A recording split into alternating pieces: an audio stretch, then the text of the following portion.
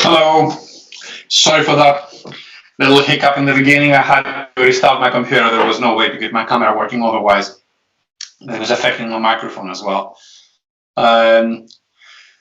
So let's start today's class. So we have a couple of things to take a close look to today. Let me start by asking you, how are you guys doing with your coursework? And if you have any queries you need us to discuss now, and it might benefit the rest of the class. Yes, I would want to ask something. Please go ahead. So I'm having a little bit of trouble deciding a goal. For example, I had the solar energy, so PVs in. So that was Western Australia, wasn't it? Yes, and well, I was doing some further research this weekend, and I discovered that the problem in that state isn't so much the growth of PV, but the fact that the grid and the energy systems they have now actually can't support the growth. So, okay. So I think that I guess I was thinking of writing about how to modernize the grid to stabilize it so that it can actually support behind the meter PVs. But I'm kind of struggling on how to refine that and make it more actionable and less of an abstract goal, let's say. So. Okay. No, I understand what you mean. So many of you might struggle with a very similar concept. So Rebecca, thank you very much for mentioning that, because I'm sure it's an issue which other students might have already, or they might realize they have later on down the line when they start working on their coursework. So the issue here is, let me just repeat a little bit what Rebecca said for anyone who didn't understand it. She's working on Western Australia and focusing on solar. Now, the issue there, I mean, it isn't really so much about how to grow solar energy, because that's relatively straightforward. There's a lot of demand to do that. The sun is shining, it's Australia, it's relatively easy to do that. Now, the main thing is that can the electricity network absorb that solar? Can it be actually used? Or it's something that we're just going to keep growing and then just dumping it? So that's an issue that lots of you are going to face if you're focusing on countries that might have not necessarily the most modernized electricity grids, and countries that might have already done a first rate of growth with certain renewable energy types. So it's all easy, when you have like zero solar, for example, and you're thinking, yeah, okay, right, I want this to go to 20%. That's not that difficult. I mean, most grids can actually take that. But if you're thinking, right, okay, it's already 40%, and I want this to become, 80, that's not the same easy anymore. So the more you put in, the more demanding it is for the grid. And why is it demanding?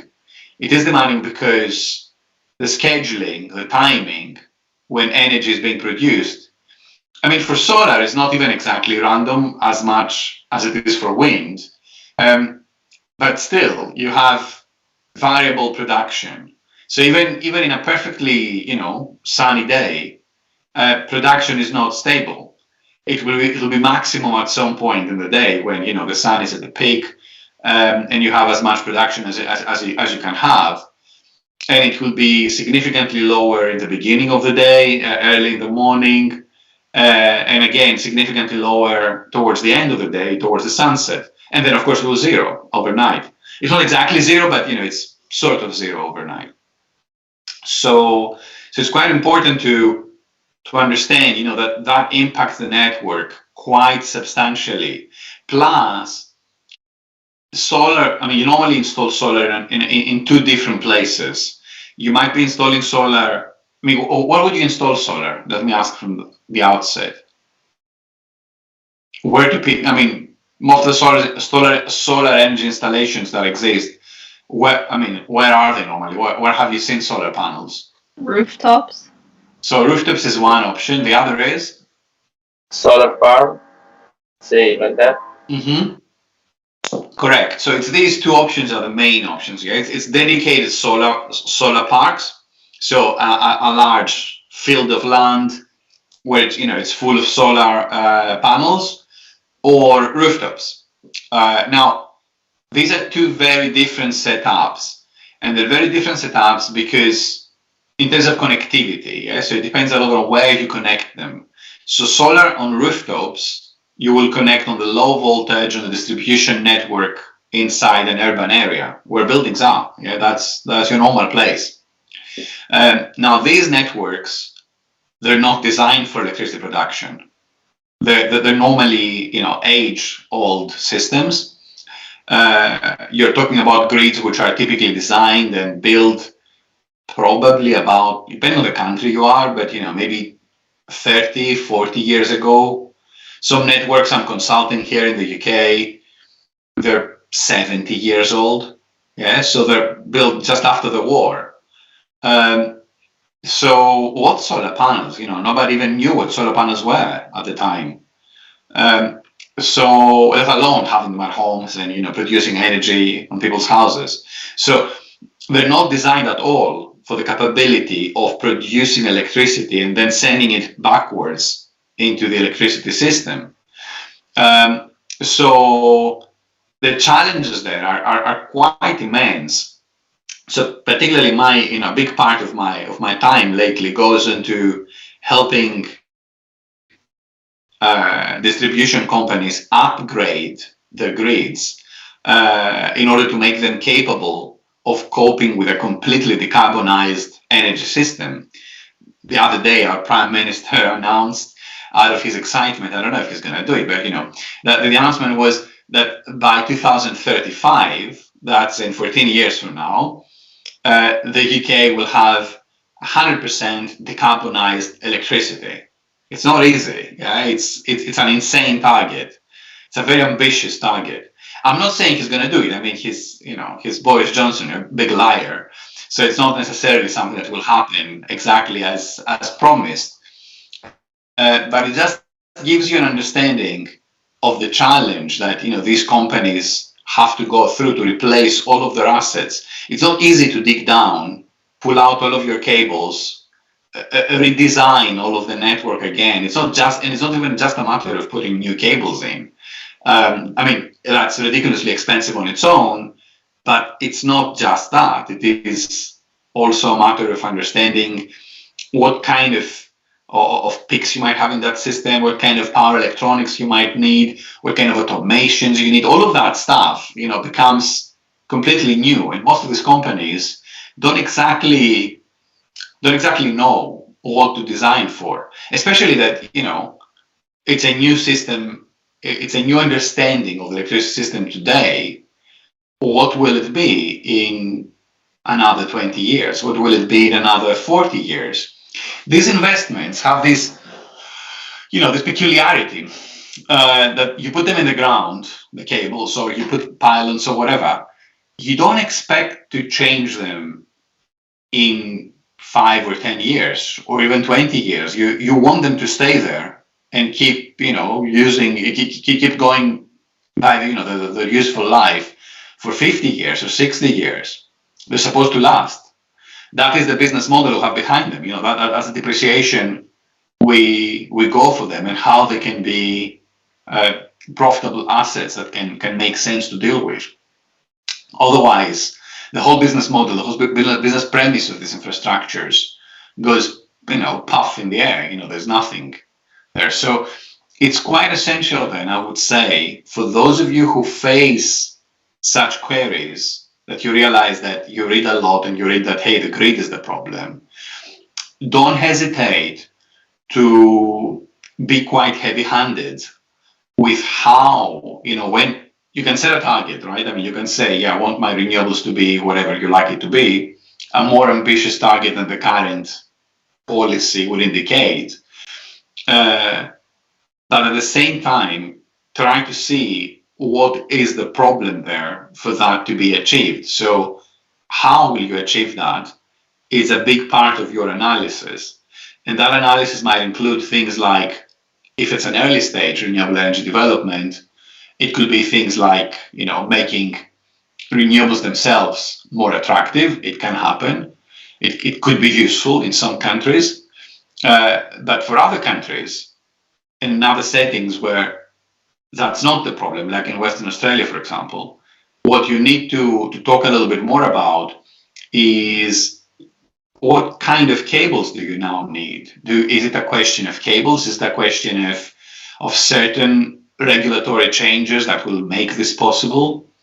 Are the costs for doing so exorbitant? And you need to find ways to subsidize that. So these are the more niche questions that you will need to try to answer there.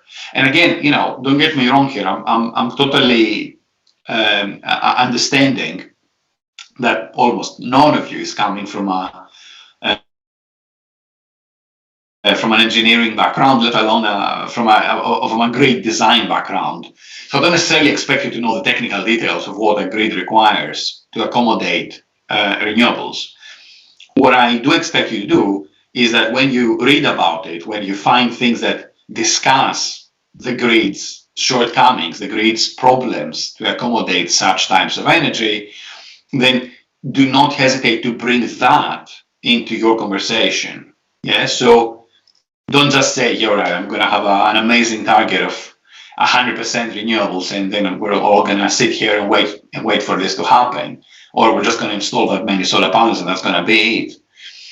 A more nuanced analysis, an analysis that would get a better mark, an excellent mark, would be one that sees these nuances, sees that the issue is not necessarily just on installing solar panels, but it is more detailed, more problematic with the grid's capability to host those plants.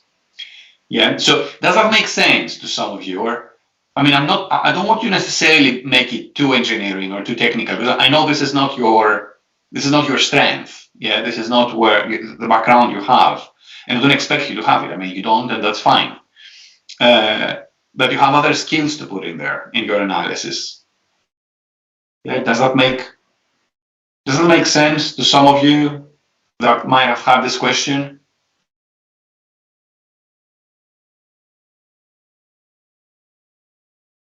Yeah, hopefully. So it's a thing that you will see. Those of you, even if you exclude now this piece of coursework, because okay, that's going to bother you for the next month, and that's it. The next maybe 2 months, and that's it. But also down the line, those of you who will carry on dealing with the renewable energy sector, you will see that the main roadblocks are going to be really on developing infrastructure to accommodate renewables. And that might mean, grid upgrades, that might mean storage capabilities, that might mean things like that, yeah, that you need to somehow blend into your systems. And these will be issues to deal with at a small scale, so at a household level, where you will need to have a battery installed in your house, or connectivity for your car to play the role of that battery, your electric car, but these issues will also exist at a large scale. So how the grid itself, the large grid itself, can accommodate for such, issues, to be more flexible, to be more capable of taking in variable energy production that renewables have. Yeah. Now you see, without even being told, right now I remembered I need to start recording. Okay, that's an improvement. Normally I'm being told. Okay. So, is everybody okay with that? Or do you have maybe you have any other questions on your coursework?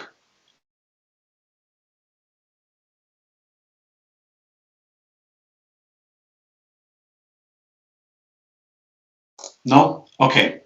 Just another comment. Had a voice. Yeah, I was just saying, I think some people are waiting in the lobby if there's one, or trying to get into the call somehow. Okay. Well, right. Okay. Not seeing any. Normally, I would see messages saying, "Hi, so and so waits in the lobby," but I'm not seeing anything. Do you guys see? I mean, how do you even see that?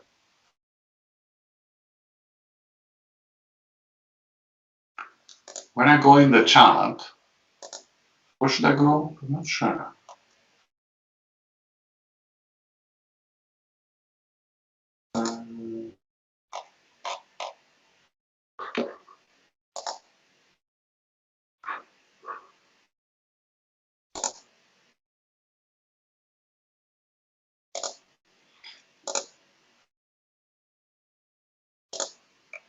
Okay, so I don't think I have an indication for that being the case. I can see a message from. Okay, I see a message from somebody saying they cannot enter the class, but it's not like I know where they are. Matteo something. Let me see.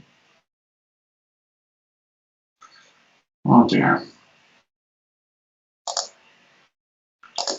I see 4 students that says others from the chat, which I can try to invite them in.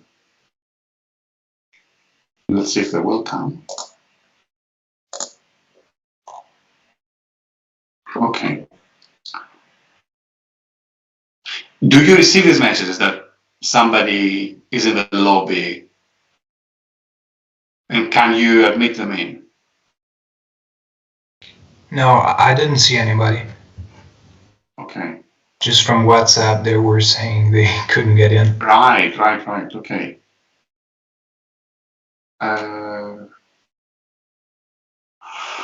Oh dear, this will never fix itself. Oh, they said they sent you an email. Yeah, no, I received the email, but the point is, I don't know what to do about it. Okay. As in, I can respond to the email and say hello, but the problem is I have no other way of bringing them in. Maybe we can try to share the link. You can share the link in the chat, and then we can share it on WhatsApp. Maybe. Okay, so I have a meeting link here. Wait, maybe that would work. That's a good idea.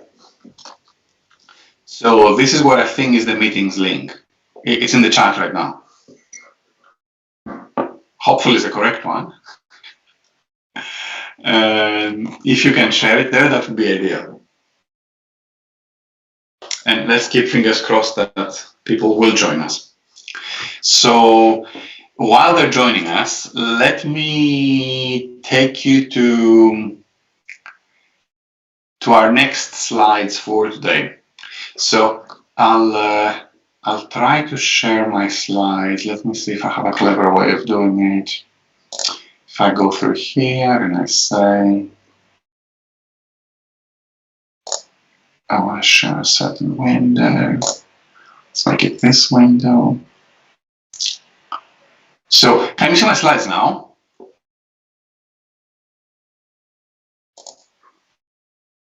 Yes. Yes. Yes? Okay, good. So we're doing something right, okay.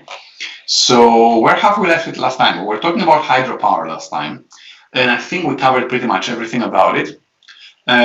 So today we will talk about, you guessed it right, more turbines. So last time you were all very patient with me talking about turbines basically for 3 hours. And today it's not going to be all about turbines, but it's going to be just a little bit to make sure, I set you out on a good start.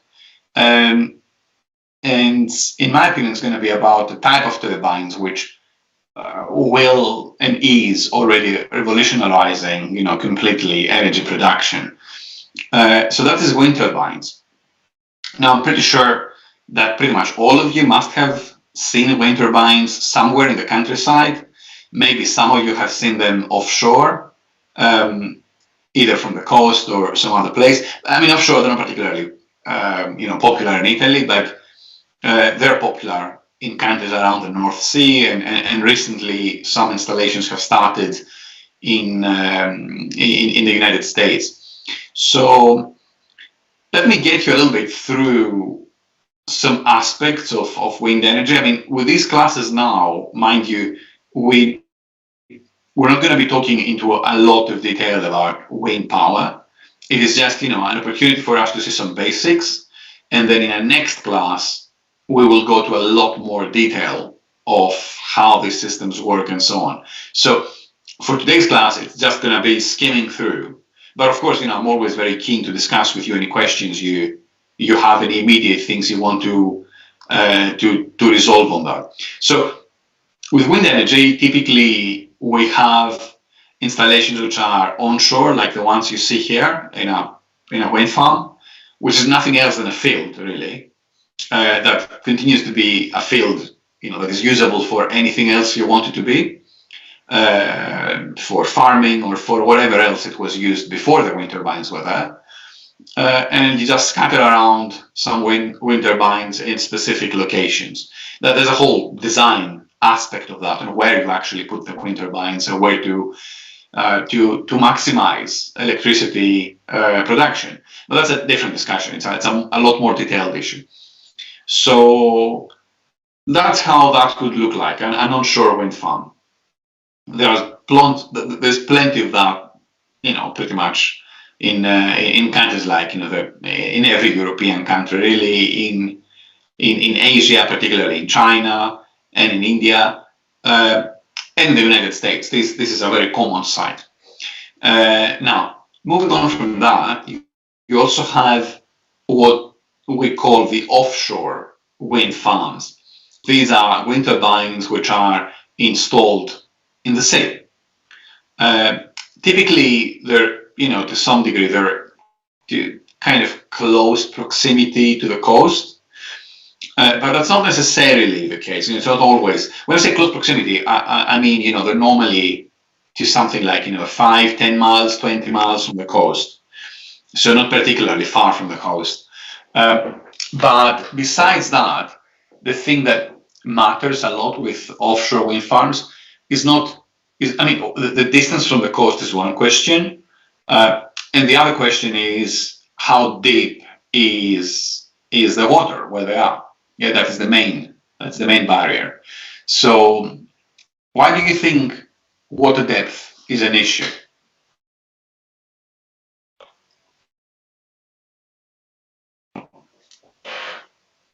Any ideas? Maybe for waves. Maybe 4? Say again? Waves. For Because waves. I know they are floating, so maybe. No. These ones are not floating at all. But there are many water turbines which are floating, so they can actually also move it closer to the coast or farther. So 99.9% of offshore wind farms do not float. They're based on the ground in the sea, on the bottom of the sea. This is where they're based. So they have ground bases normally, as the ones which are onshore. It's exactly the same, but a part of the pylon is inside the water. Maybe the first problem is that you have to place cables. You have to do what, say again? To place cables on the bottom of the sea. Okay, so you have cables, and so why is that an issue? Why? Yeah. Because the water is deep, so you have to place that under the water, and it's going to be a problem if it's too deep, maybe. Okay, you do know that we have cables in the sea all over the place, yeah, for internet. You know that we have cables crossing the Pacific Ocean, like proper stuff, proper ocean. We have cables crossing the whole Pacific Ocean to connect us online. You know that, right? Internet is a cable-based facility. So we're okay with cables at the bottom of the sea. That's not necessarily a big problem. They're different cables, mind you. That's not, internet cables are not the same like electricity cables. But there are two barriers when it comes to offshore wind. One is, when it comes to cables, the question is how far you are from the coast, because you need to have cables to eventually take the electricity from the middle of the sea all the way out to the shore where, you know, people are and consumption is. So that is the main thing when it comes to cables. So that is what matters. That when it comes to distance, we're thinking of how far we are from the shore and how far we can make landfall of our cables. So that has a certain cost, which maybe you don't have so much of if you are onshore. I mean, you still have it because you still need to transfer electricity from the wind farm to a consumption center. That's normally the same place. But if you're offshore,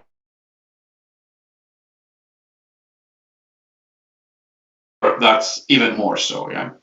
Now the depth is a little bit of a different problem, because with the depth you mostly care. I mean, waves and stuff are not really a problem, because if you see these turbines, you know, they need, I mean, just to be statically sound, to be stable, and to be stable against the wind, first of all. Because imagine the level of resistance these blades provide for the wind.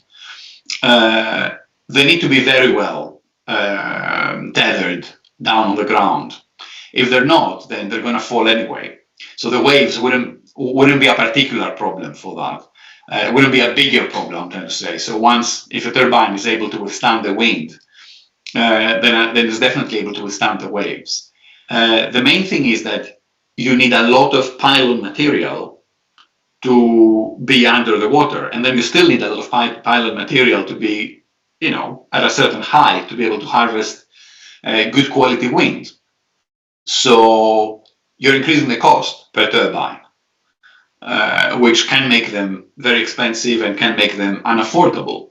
So that's why you need areas in the sea where the water is not very deep. That's the main issue. Yeah? These are the two parts that we need to think when we're talking about offshore wind turbines. Now, your colleague previously mentioned, I think it was Ludovica, mentioned before that some of these turbines might be floating. Now, and I said, you know, it's 99% of them are not floating.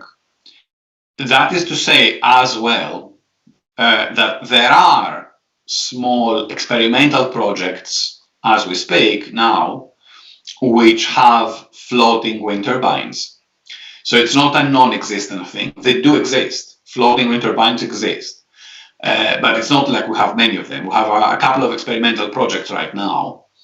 And what is the idea there? It is that you have essentially a platform on which the wind turbine is tethered. And again, you have a tethering system that goes all the way to the bottom of the sea, but it is not a whole pylon anymore. It is just, you know, some cables, not electricity cables, I mean cables like ropes that you just link your turbine to all the way to the ground, plus a platform closer to the surface that allows the turbine to be stable and not just tilting with the wind speed. Now, why do we want that? I mean, why do we have offshore wind turbines in the first place, floating or not floating? Why do we want that?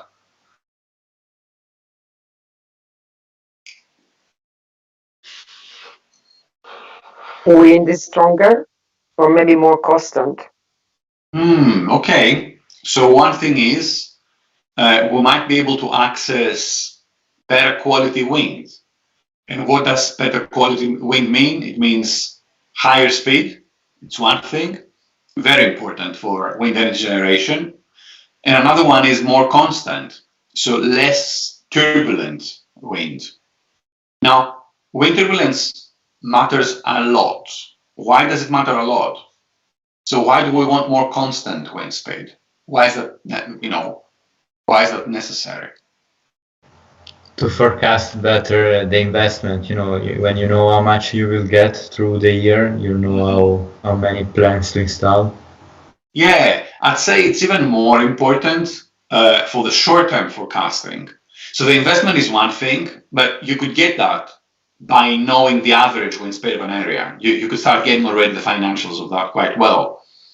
But what is really a pain and has eventually an impact on your financials as well is a short-term forecasting. So if your turbines are going in and out because there is wind and then there isn't wind and then there is wind and then there isn't wind, that financially that can really destroy you, because your power supply at times is good for the grid and at other times is rubbish.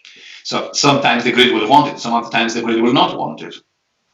So it's quite a tricky thing that you can sell and then you cannot sell. So that's one aspect, and the other aspect is wind speed. So higher wind speed. So I'll be talking to you a little bit more about that stuff in our next class. But until then, keep in mind that the production of energy that comes out of wind turbines is a function of the third power of wind speed. Yeah, so if you're did you understand that? Yeah, it's on the cube. So the wind speed goes on the cube for that functionality. So that would look a little bit like, the production energy, let's say, power rather. Power would be an F of velocity on, let me find it, here it is, on the third power, yeah?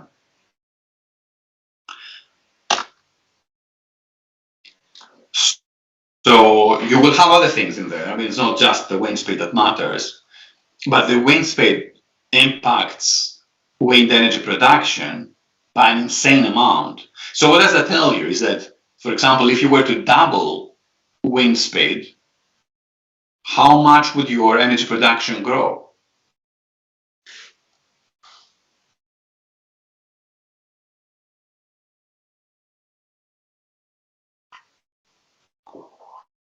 All things equal, if velocity of the wind doubles, how much will power grow? Based on the equation I've posted in the chart.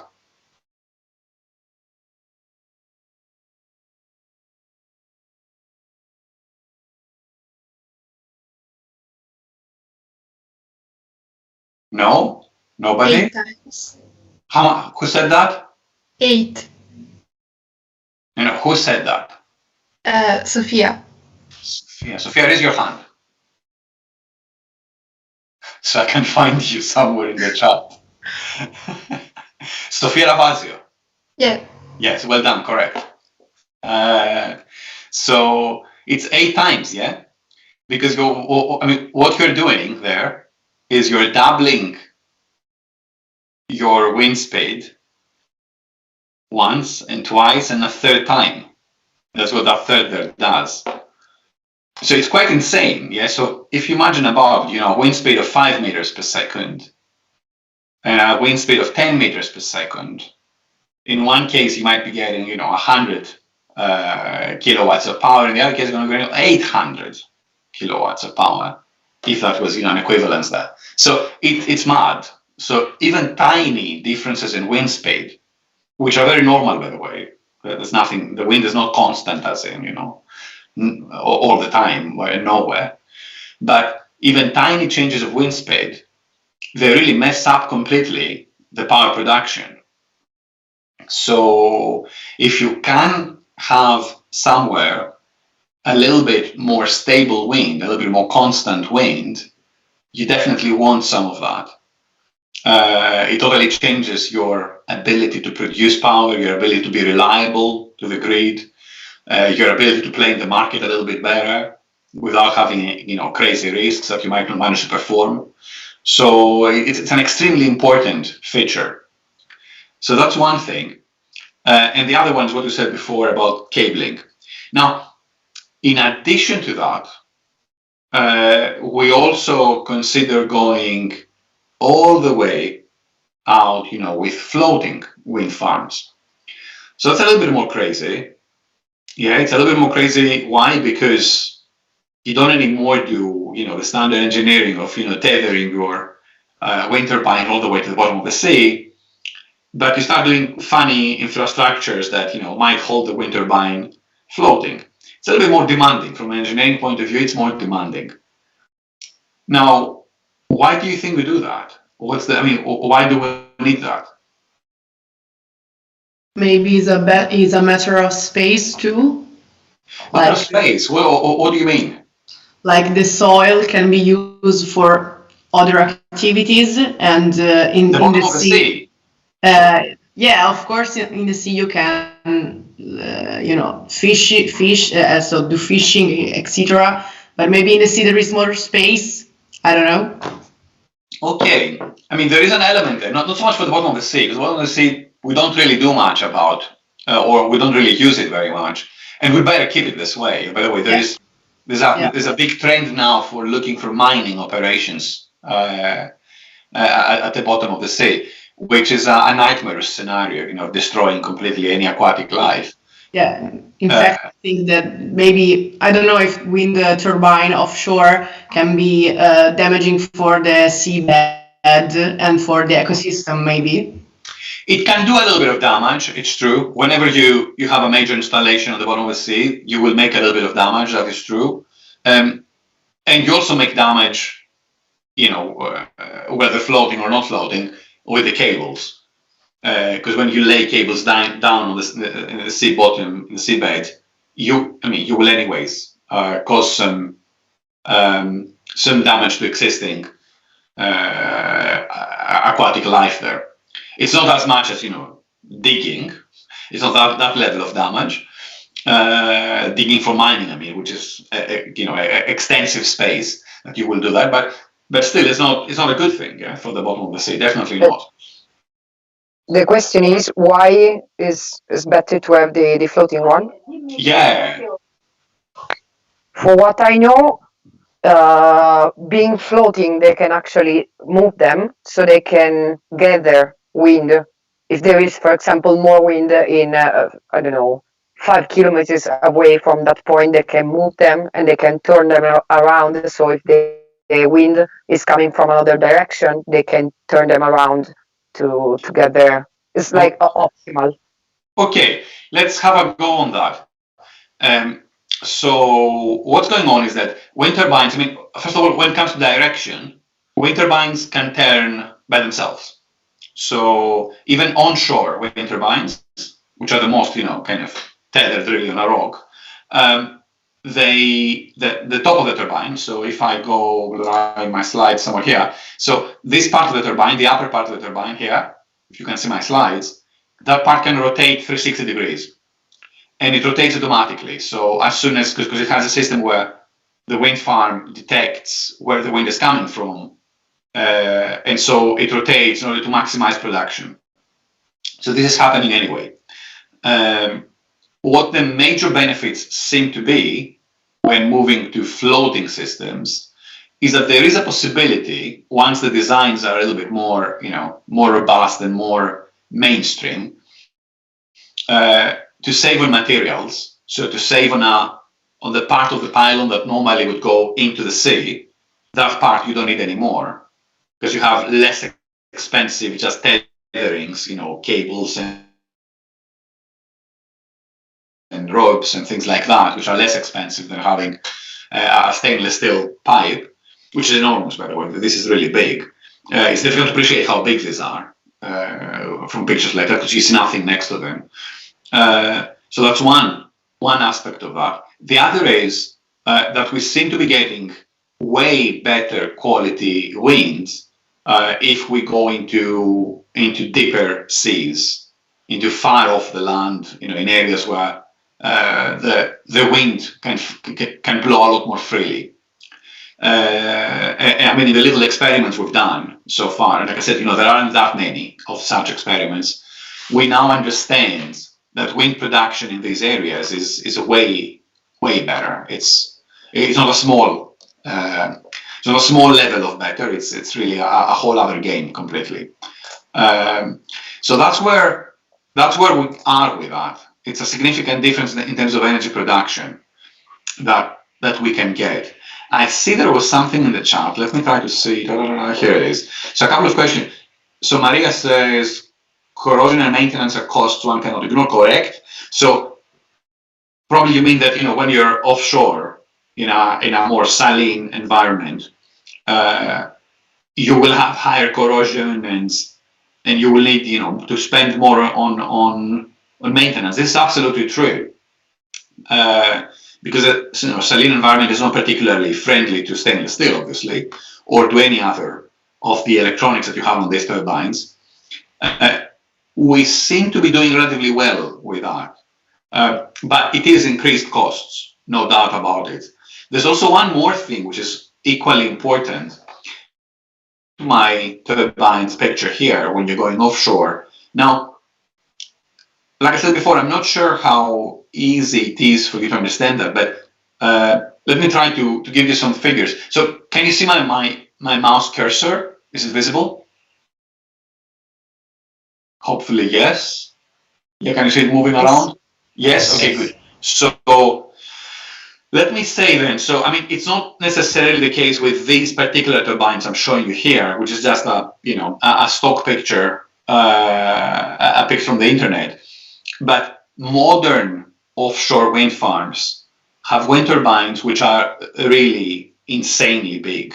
So they're way bigger than what you've seen onshore. So you have things like if you were to go from, say, from here, from the top of the turbine, or on the axis of the turbine, all the way to the seabed, all the way to the sea level here, you could be having something like 130 meters. Yeah. So that's 130 meters. It could easily be.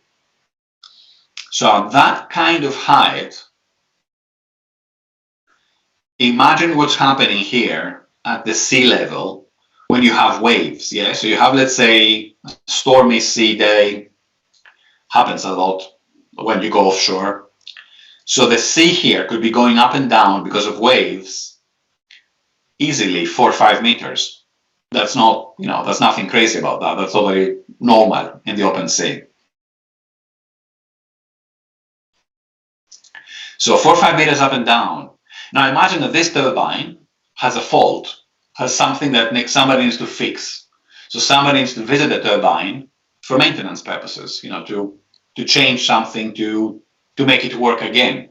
Because that turbine, you know, for every minute it doesn't work, it doesn't make money, obviously. So how do you even do that in a stormy day? So when you have the wind going up and down, the waves going up and down 4 or 5 meters, you send a boat there and you hope for the boat to what? How would somebody, you know, get off the boat and get on the turbine? These are actual challenges, you know, there are periods where your turbine might go off and it might stay off for 6 months because nobody could go there to fix it. So maintenance offshore is not a joke. It's really, really tricky. And it requires new types of vessels, new types of boats that can actually tether in these areas in difficult weather. It requires drones, it requires new machinery that we never had before. So the level of innovation that goes for maintaining these giant turbines offshore is really, really, you know, impressive. Where I am here in Norfolk, there's a whole industry close to the sea that is really devoted on maintaining wind turbines offshore. And part of that industry was developed in the past to service and maintain and support the supply chain of offshore oil and gas. But really, you know, with wind energy, it's a whole other level of requirements. Oil and gas is a lot easier in that regard. It's easier for as long as there are no accidents or anything like that. But it's a lot easier in normal times, you know, when things work as normal. So that's an important one then. And obviously, you know, you have more costs anyway because you have more difficult designs and more difficult installations in the first place. Yes, so the initial investment cost is a lot higher when it comes to offshore wind because simply, you know, you have to go offshore and you have to cope with the elements and you have to wait for the better days, you know, with weather to be able to install the wind turbines, and you need more material to go all the way to the seabed and so on. So going offshore is by no means something that is the same like installing onshore. It's way more demanding, but like we said, it is more productive. It has better wind, hence more production, hence better profits in that sense, despite all the higher costs. So that's where I want you to be with that. To understand that it is more expensive, it is more tricky, it is way more challenging, but it is actually better.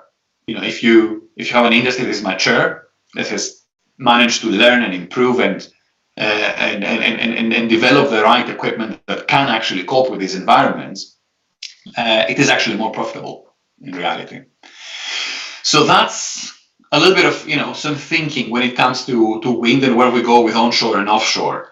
Now there was another comment I meant to respond to. It was Fred saying, will floating wind farms change the calculus underlying site selection? Yes, big time, because anything goes. I mean, it's only cable length that becomes an issue when you arrive at this point. And it might be an issue or not, depending on where things are in the next decade, more or less. So imagine, let me show you a little bit of a map here. Give me 1 second. I'll try to find a nice map for you so I can show you something.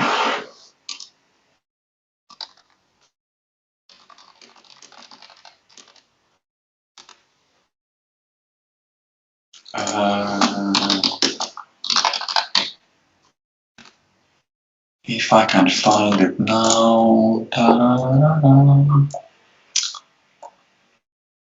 Here it is. So there are a couple of nice maps that you can find for free online.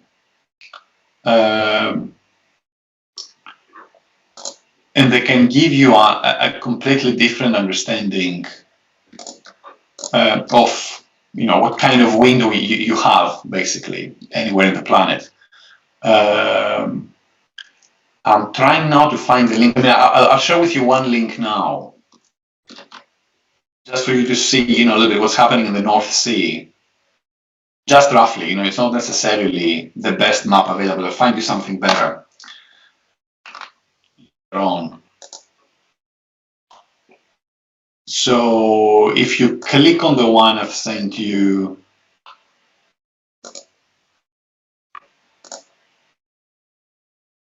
does it work for you? Is the map I've sent you clickable? Yes. Works. Yeah, okay. So you can take a quick look and see a little bit what's happening in the areas around the North Sea. So first of all, you will see a little bit what's happening with what we call the certain plots of offshore wind. So maybe I can tell you a little bit about what I have here in my neighborhood. Can you maybe see? Do you know where Norwich is roughly? Maybe not. So find the United Kingdom and zoom a little bit between the UK and the Netherlands, that part. It's what we call the southern North Sea area. Yeah, are you on it? So zoom a little bit there, and then you will see Norwich is close to the coast at the east of England. Yeah, and if you zoom a little bit more there in that sea between the Netherlands and the UK, you will see some places like, maybe you see Norfolk Vanguard and Norfolk Boreas in purple. Do you see those? Yes. Yes. Yeah, okay. So these, for example, are proposed wind farms, which haven't happened already, but they've been proposed by a company, by Vattenfall. Some of you worked on Vattenfall a week ago when we were selecting electricity companies. So Vattenfall has proposed these large plants. If everything goes well, they will be they will be building them already from next year, with a plan for them to be ready, up and running by 2024. So that's the kind of phase where we're looking for these facilities. Now there are other plants here. If you see, East Anglia Hub 3, East Anglia Hub 1, East Anglia Hub 2. These are hub areas where you have proposed facilities to be able to connect lots of wind farms that exist in that area. You also have the other plots, like I'm looking now at East Anglia 1. This is not a hub, this is the green one, which is an existing wind farm, for example, and so on. So there is a number of wind farms. Also, if you go very close to England, very close at the part of Norwich, you will see the Scorby Sands, which is another wind farm in that area. If you go close to the Wash, that area, again, closer to England now, you will see the green ones, the Sheringham Shoal, the Race Band, the Dungeon. These are wind farms that exist already, and the purple lines behind them are the extensions that have been proposed.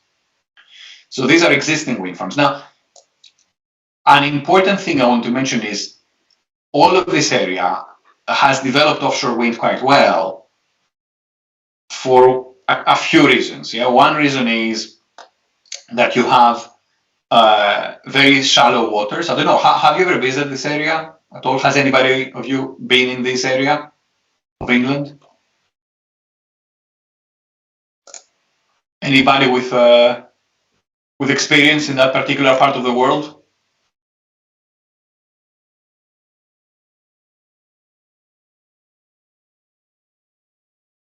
No?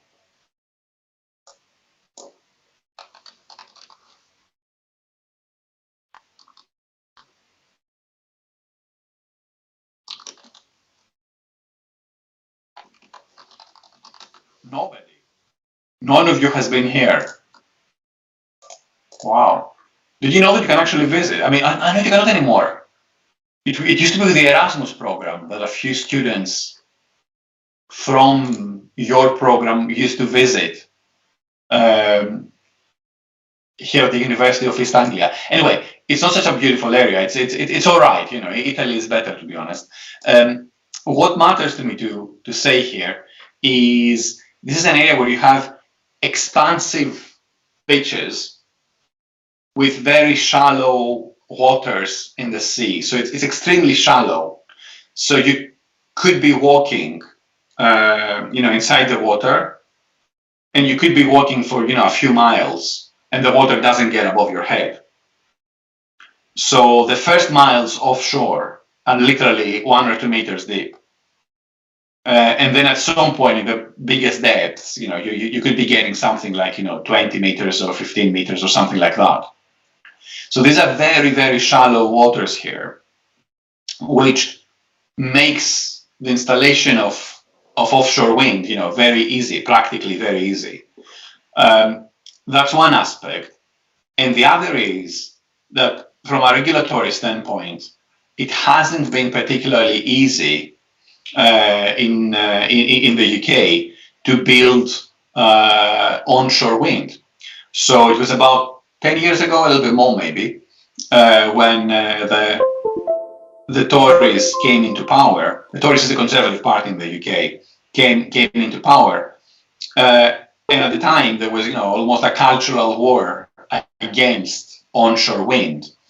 And the view was that wind turbines are horrible, they look bad and they produce a lot of noise and I don't know, whatever else nonsense we've heard over the years. And that resulted into almost a ban on onshore wind. There is almost zero onshore wind in the UK. There are some turbines, but they're very limited. Nothing like other Central European countries.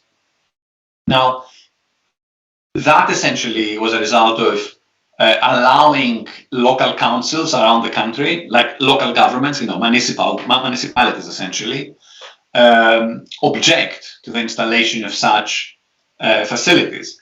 And there was practically no council in the country that wanted to have wind turbines on their land. So the result was that basically we ended up having pretty much none. Now, at the time, what they did was they said, yeah, okay, we don't want onshore wind, but we will support and subsidize offshore wind. I don't think that back then it became clear that offshore wind was a viable industry. I think the idea was, let's make sure that offshore wind, that wind energy overall never develops, because it will have to stay a very expensive type of energy, so it will never become a big thing. I very much doubt that they understood that offshore wind could become cheaper than what it was at the time. I'll tell you a bit more about the finances of that and how they have changed over the years. But it was a magnificent, situation where they actually pushed the wind offshore, hoping that it would probably disappear. In reality, what happened was the industry innovated in a crazy speed, and costs for offshore wind have collapsed, and has become a viable industry on its own. And probably one of the major success stories of the UK energy market, of the global renewable energy markets. So let me show you another map I have here for you, which I think is a little bit nicer. So here you are. Do you see a link I've put in the chat?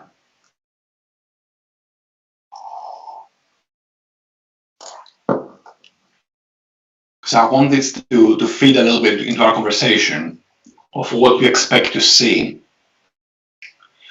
when you move offshore and when you move in other places and all of that.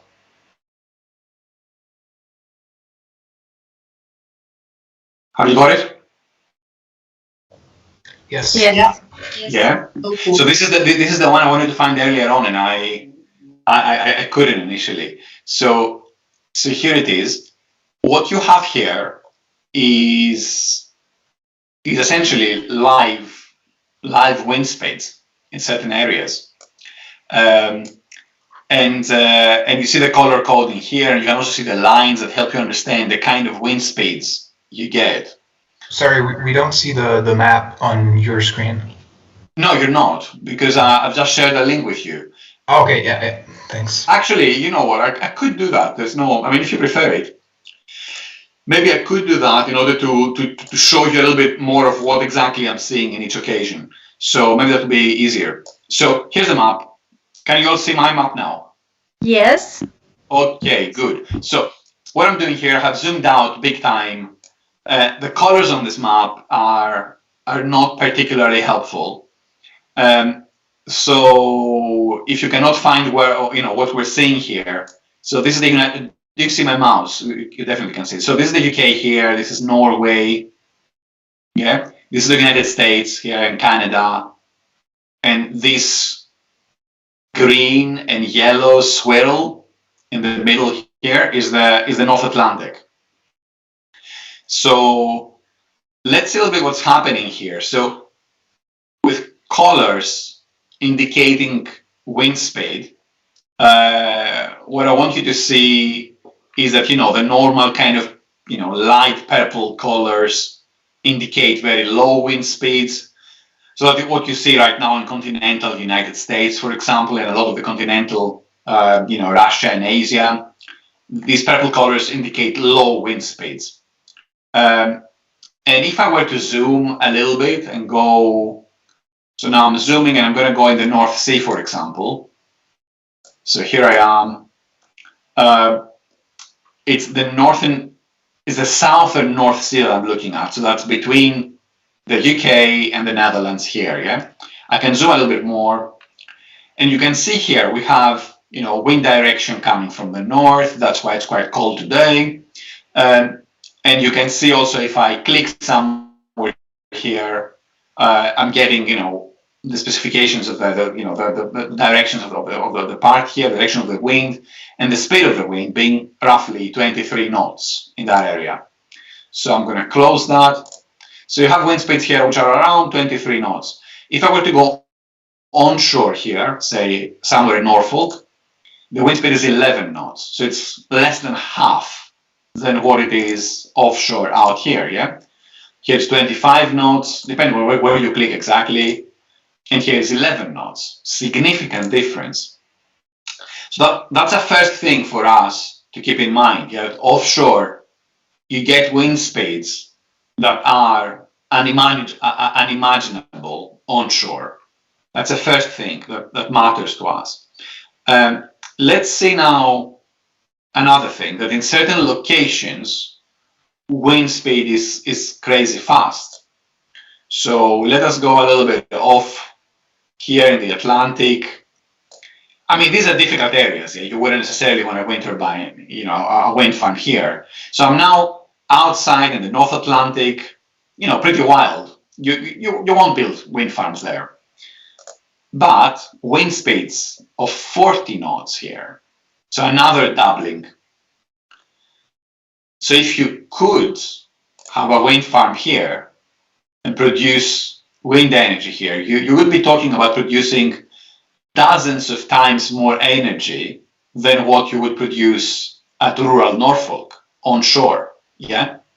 Because you have something like 4 times higher wind speed. With 4 times higher wind speed, you're possibly looking at 8 times more electricity generation. That is something like 32 times that, yeah? So it is pretty mad. The amount of more energy you will produce is kind of, bends your brain, really. Let's see what's happening in Italy, if there's anything interesting wind energy-wise there. Let me zoom to Italy. So here we are. So you see here the hotspot for energy production in Italy, and it's really pretty good, is not the Adriatic Sea, is the other side. How do you call that sea in Italy? I don't even know. How is that sea being called? Does it have a name? Tirreno. Tirreno, yes. Okay, so it is that side, because I have to use a name I didn't know. And you see what's happening here with the very strong winds coming from France and flowing into the sea, and then fast going towards Italy. So if you could have significant facilities around that area, which you could, by the way, yeah, this is an area which is very close to land, and it can be extremely productive, and it can be extremely easy to utilize that energy. Suddenly, you could be talking about, significant production. Let me see here what kind of production you're talking about. Looking at wind speeds of 37 knots, yeah, 37. If I click more, we might find some 38 even. That's other parts. How does that compare with, if I were to go, for example, on land here, I could go at Monaco here, 3 knots, nothing. What happens if I go to other parts of Italy here, North Italy, if I go to Rome, 11 knots. And if I go outside of shore, 34 knots. You see the difference I'm talking about, yeah? It's not trivial. It's not that at one place you get 10 and at the other place you get 12. It's not that kind of difference I'm talking about. Wind hotspots offshore are extremely productive. They're not by any means the same like what they would be offshore or onshore, or with a small difference. They're twice the speed. And there are hotspots. That's the thing to remember. So if you were to open this map at a different time, or you see the averages over the years, it does tend to be that certain areas have strong winds very, very frequently. So it's not like, that there's wind here today and maybe there won't be any next time, or the next time will be somewhere else, or anything like that. There are very specific patterns that we see in the open seas that produce these crazy winds that are very consistent, and they're very useful for wind energy generation. So in this particular app, you can see also, what's happening over the days. So you can click on and see what's happening tomorrow or the day after. You see there's a weakening of some of the Mediterranean wind that we see there. But the flow maintains, in a very similar way. So it's quite, it gives you an understanding of what it might be that you're looking for in these events. So I'll leave you with this map. I have spent a lot of my life watching at maps like this and dreaming about crazy offshore wind farms. And one thing I want to highlight here for you is that in today's understanding of how electricity can be used, we're mostly thinking of putting a wind farm somewhere out there and connecting it with cables onshore and using that energy as direct electricity. And that's probably the best plan we have for today. Now, that's not the only option. So in the future, we will be doing way more complicated things than that. So in the future, a new commodity will emerge. That commodity will probably be hydrogen. Will be green hydrogen. So whatever noise you hear today about hydrogen is probably nonsense, because simply we don't have enough renewables to be able to produce any significant amount of hydrogen. So today, when you talk about hydrogen, it's mostly what we call blue hydrogen, which is produced essentially by natural gas. So it's essentially a fossil fuel. There's not much environmental benefit. Right now, our best use of renewables is to use them directly as electricity. But give it another 10 years, another 15 years, when we will have installed so much more renewable energy around the world, where we will start needing hydrogen supplies for seasonal energy storage. So at that point, what becomes attractive is having enormous wind farms in very good locations around the world, wherever that makes sense, which can then produce on site in the middle of the ocean hydrogen, and then pump that hydrogen back to our, wherever there is that we want to pump it to in our countries on land through pipelines. That is a possible future. It is important to mention that already some countries are looking at that possibility. So Germany, for example, the latest tenders for offshore wind in Germany have a couple of indications for that. So they're already looking for the possibility of inviting tenders from wind energy developers that will combine offshore wind with on-site generation of hydrogen. Now, you might be wondering, isn't this too early? Like I said before, these plants are now on tender phase, which means that they will not be installed for another 5 years. When they're installed, they will be the first plants that will be, linked to hydrogen production, essentially, beginning that journey of mainstreaming hydrogen production, which might be mainstream in much longer time, might be another 10 years or 15 years until it's mainstream. But we're seeing, some early notions of that becoming a possibility. So that's that with offshore wind. Have you got any more questions on that before I get you back to the slides or to a break? Do we want a break? Yes. Yes? Okay. Let's have a quick break and think of any questions you have, and then we're going to continue with the slides, okay? So, break for, let me see, what time is it now?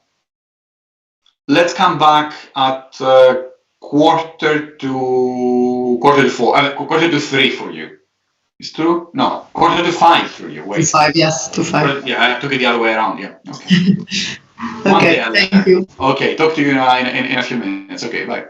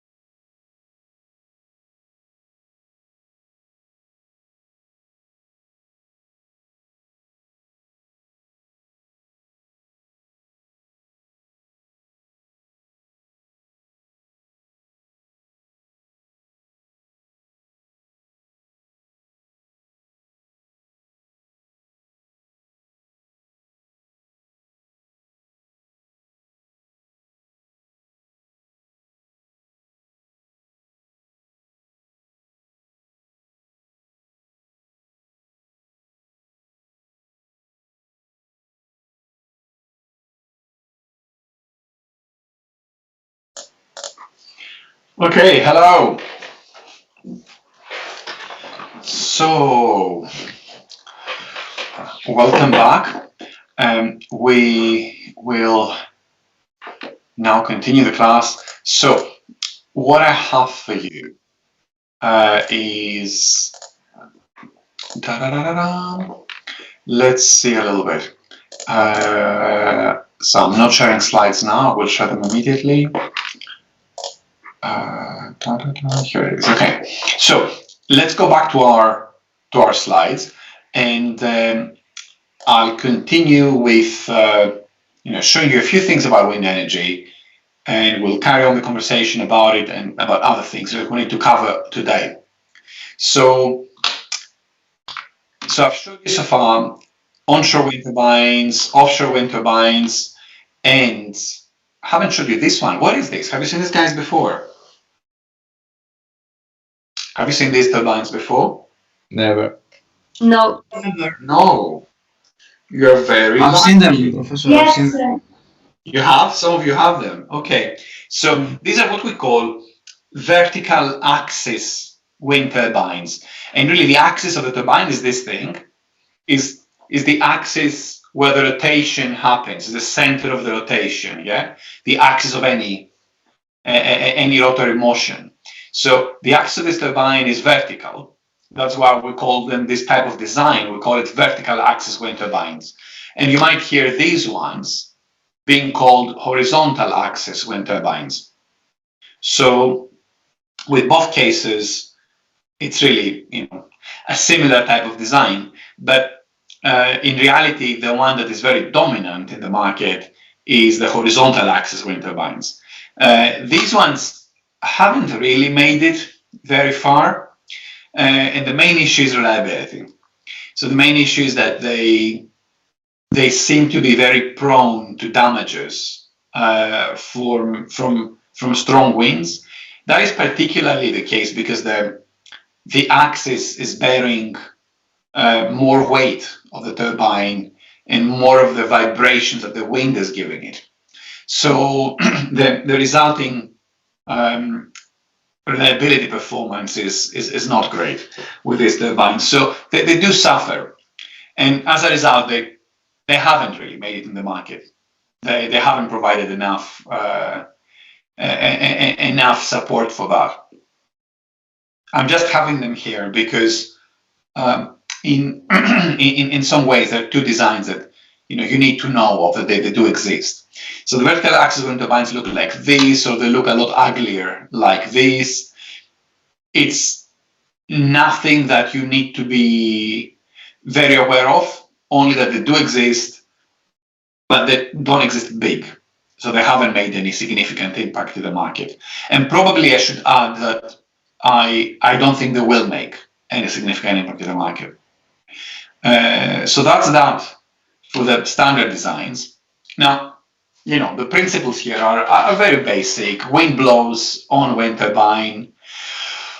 That wind ends up spinning the turbine, and then the turbine spins the electricity generator, and that essentially the wind eventually moves behind the wind turbine and continues its journey, albeit usually at a lower speed and in a different direction than it had before it hit the turbine blades. But of course the wind keeps going. So that's the very basic stuff I'll tell you about wind turbines. In addition to that, there's also this kind of card that we have for pretty much all of the things we see. So wind turbines, possible fuels. I just keep this as for much of consistency the same with the other cards I've showed you for steam turbines or gas turbines and so on. So fuels here are really wind. That's why it's a wind turbine. So I'm sure you're not surprised by that. Then you have efficiency, which here I'm bringing up the issue of capacity factor. So that is up to 30% for onshore wind, up to 40% for offshore wind, and it gets crazy high, 60% for floating offshore wind turbines.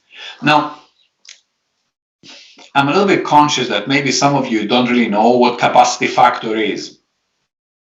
So the capacity factor really is a division, is when you divide the maximum energy that your turbine can produce with the.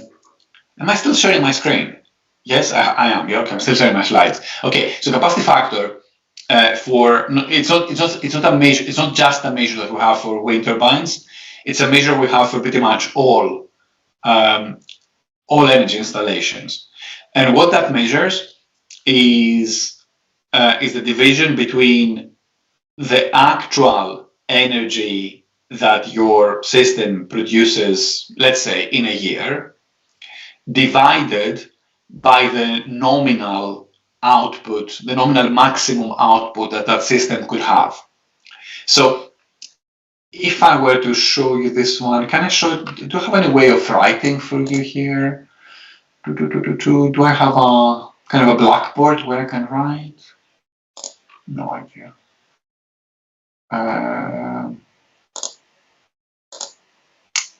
Is there a blackboard here?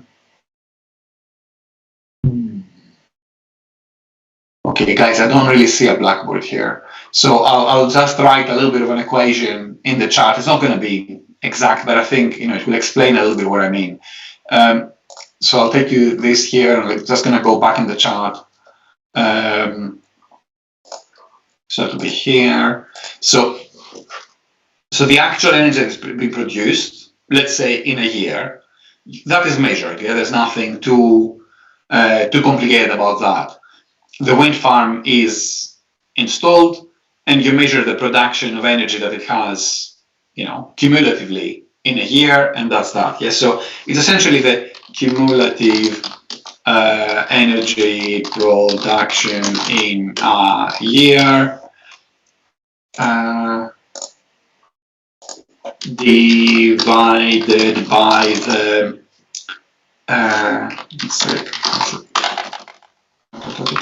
so capacity factor equals cumulative energy production in a year divided by the maximum energy production of that facility in the same year. So that is basically what your capacity factor measures. Now, what some of you are getting a little bit confused with often is what is the maximum capacity. Now, imagine if you have a wind turbine that is, I don't know, say rated output, so the size of the turbine's production. Let's assume it's 1 megawatt, yeah? So you have a wind turbine that is rated at 1 megawatt. This is a relatively small wind turbine. Then its rated output so this is rated output, and then when you're looking for what the maximum of that turbine will be in a year, then that probably means that what you have to do is, so you have 1 megawatt turbine. So if you want to find out what the max production would be for that turbine, that would be 1 megawatt, because you have 1 megawatt, multiplied by the number of hours that the year has. So let's assume that this turbine operates at its maximum potential throughout the year, non-stop. Yeah. In reality, that's not possible. Yeah, because even for the most reliable machine, you need to stop it for maintenance. You need to stop it for other reasons, for faults and things like that. No power station produces at the maximum of its capacity non-stop for a whole year. This doesn't happen. Whether it is nuclear, coal, gas, wind, hydro, anything, they don't. Now, with wind, you also have the issue of unavailability of primary resource. So there might not be enough wind speed to rotate your turbine at its maximum energy production. So what you have here is 1 megawatt, let's say, which is the maximum, multiplied by the number of hours in a year, which is 8,760. Yeah, so that will be your maximum production. And that's the same for any power station, yeah? So when you divide then what the facility has actually produced by what the potential maximum would have been, you will get something like what you see here in the slides, which is, a 30% for onshore, or even less often, a 40% for offshore as a maximum again, or even a 60% for floating. That's what we see from the very few installations we have offshore right now. Does that make sense, or am I confusing you big time here?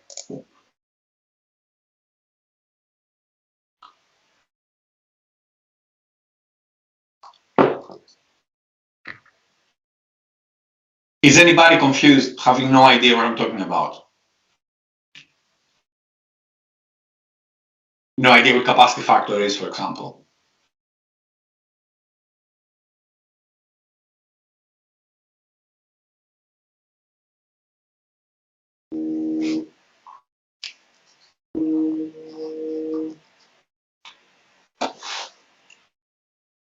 Guys, hello? Can you hear me? Yes, we can hear. Yeah, can you all understand what I'm talking about? Is it clear? Yes. Yeah. Yes, quite, yes. Yeah, okay, good. Okay, so I need to know that it's okay because it's something I will be referring to all the time.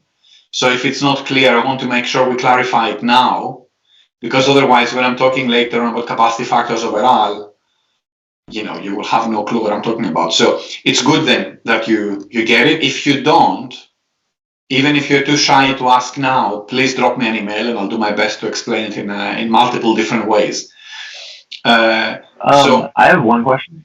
Yes, please. Why is the difference between the capacity factor of offshore wind and floating offshore? What accounts for the disparity between the two? I don't understand that.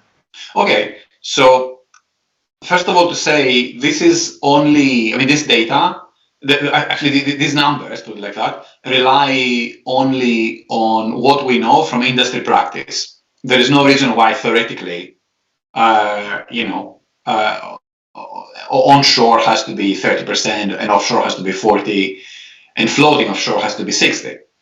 It is just what we have seen from specific installations around the world. Now with floating offshore in particular, this is very tricky because there aren't that many. So we haven't got 100 offshore, floating offshore wind farms to go out and check what they've been doing in the last few years to come back with specific numbers. So that's coming from a tiny bit of experience we have with a couple of facilities and very few years of operation. But the results were really strikingly different from what we've seen before from standard offshore facilities. Now, so that's one thing on how reliable this data is. That's one thing. The other is the way that works is, if I were to reverse the question and say, what do you think might be the reasons for which this is not 100% for a wind farm? So what takes away the 100% price for a wind farm in the capacity factor? What are the reasons why? Maintenance, because you have to take them out of operation. Correct. So that is maintenance downtime. So you have maintenance periods where it doesn't work. Yes. Then curtailments too, because you have to take them out of operation to not to overload the grid, right? Correct. So there might be times where you produce, everything is okay, but the grid cannot take the energy in, so you have to curtail it. That's it. Others? I've heard of some cases where the wind is Sorry, it is extremely noisy where you are. I cannot hear you. Say it again. Sometimes the wind is so fast that you have to turn off the turbine, maybe. Okay, so very fast wind. Yeah, it's not safe to run the turbine. Yeah, it's true. Okay. It's true that does exist. Yeah, we will talk a lot more about that in the next class. Other reasons? Maybe if the turbine runs slower, there's less efficiency. But if you have higher wind speed, it's more efficient. Correct. The wind turbine produces different amount of energy for different wind speeds. So it doesn't just produce its maximum output even with a tiny wind, yeah? So there are periods of time when the wind is very low, and for these periods of time, you're not producing your maximum energy. So again, that takes away something from your maximum. There is also the issue of potential faults. Yeah, I mean, there is one thing which is the regular maintenance, which you know and you plan, but there is also maintenance required when a turbine just fails. It can happen. So there are quite a few reasons, yeah, depend on the machine itself, on the turbine itself, its reliability, its requirement for maintenance, and so on. But they also depend on the wind potential of the particular location that you have your wind farm at. So it's both, it's a combination of these two. It could be that the same turbine, if you move it from one location to another location, will have a different capacity factor. It could also be that the same turbine in the same location will have a different capacity factor this year than it will have next year, because it was better quality wind next year. So all of these things have a potential impact on how close to 100% your capacity factor is going to be. What the capacity factor does is it brings all of these things together, and it tells us as a black box, tells us the capacity factor was high, was low, was medium, was whatever, yeah, a certain number. So when it comes to, for Fred who asked before, why is it different from, offshore and floating offshore? The answer is there are areas which are significantly better if you go further out offshore, so much out that you can only go if you can float your wind farm. So that is the main reason, really. So it's more likely to find significantly better winds far away in places which are not necessarily workable for standard offshore that is, grounded on the seabed. That is the main reason. That's what we make use of. So if you go somewhere where there are crazy sea depths and things like that, in locations which you wouldn't normally consider, you suddenly, once you have the possibility to float, you start considering way more areas in the sea than you would consider otherwise. And then your only criterion is not anymore if the seabed is good. Your only criterion becomes, is the wind speed correct? Is this maximum? So I can hit exactly what I want. So it changes a little bit the way you decide your locations, and you maximize for production in ways that you wouldn't be able to do with standard offshore wind.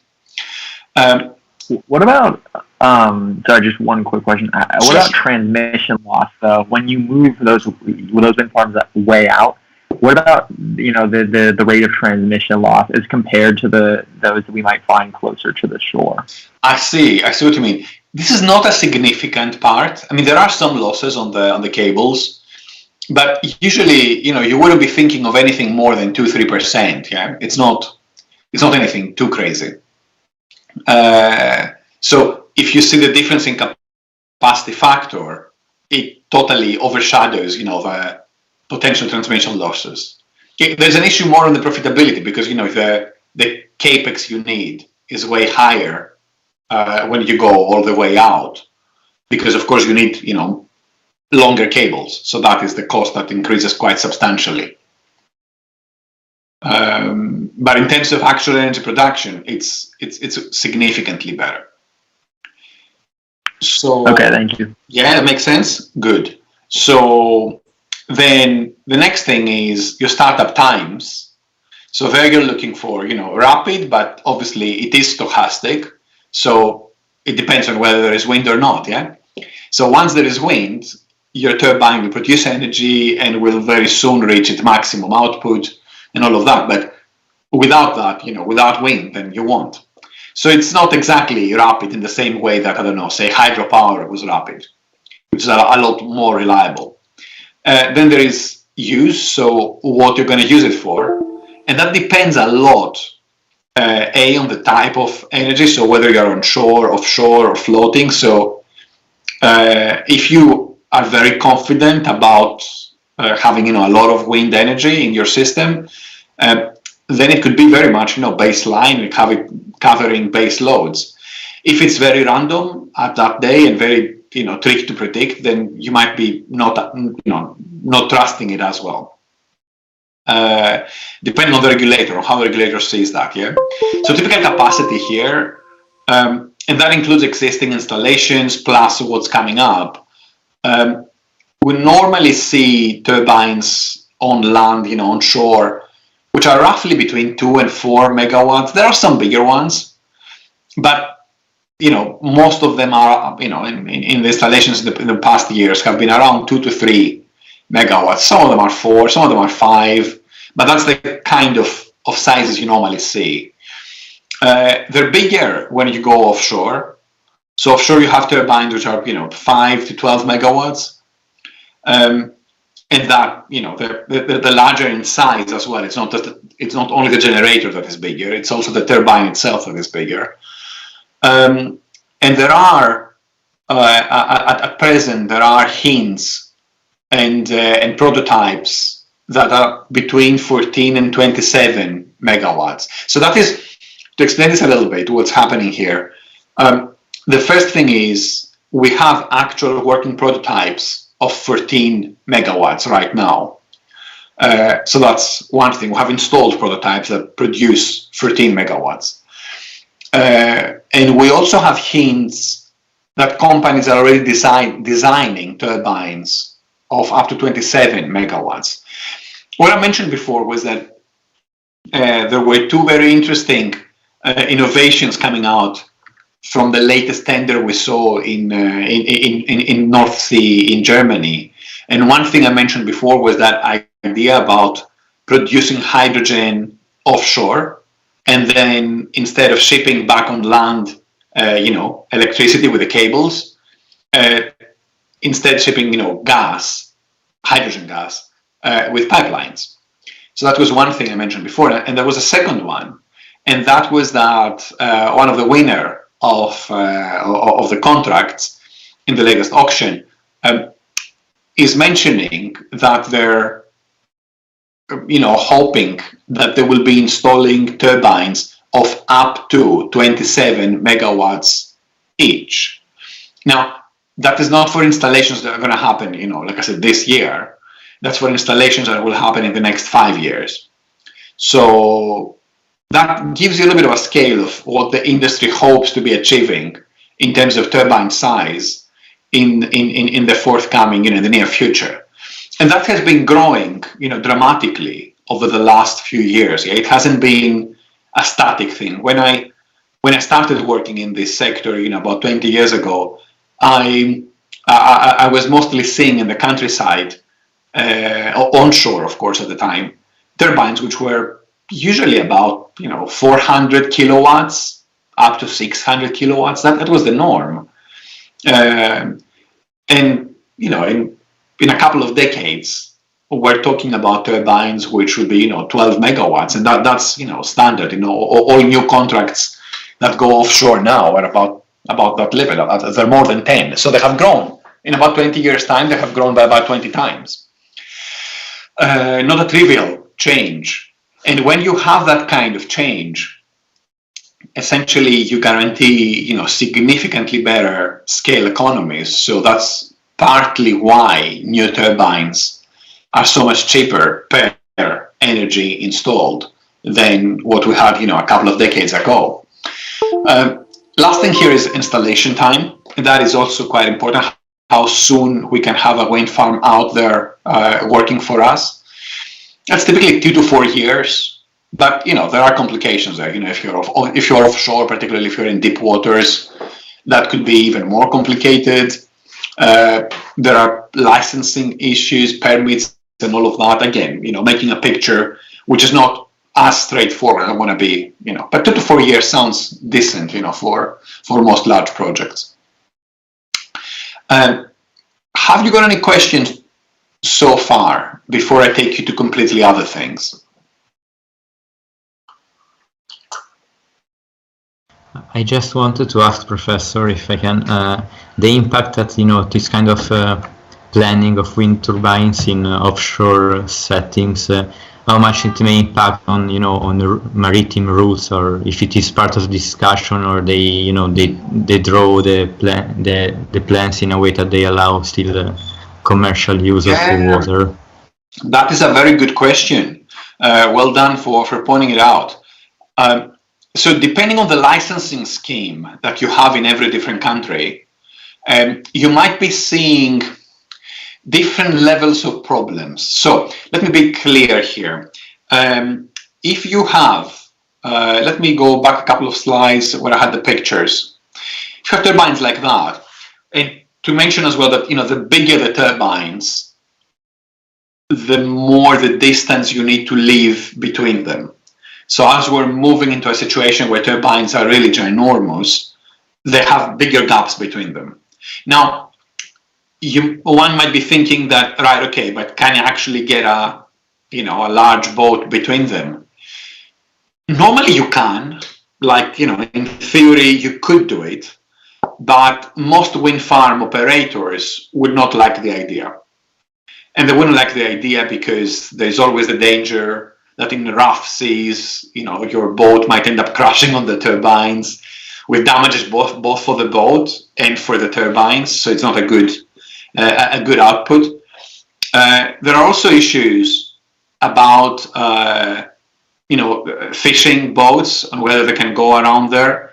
And again, depending on the type of fishing boats, there's a variability in how much you want them there or not. So for example, if you have trawlers, trawlers are the boats that carry on progressing while they throw down nets, and the nets are quite long nets that essentially scoop the seabed.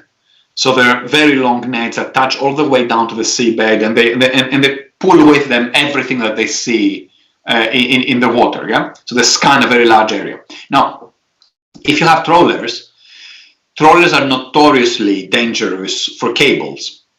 So pretty much every offshore cabling outage that we had, both for wind turbines and for interconnections and all of that, have happened because of trawlers. It is a standard reason.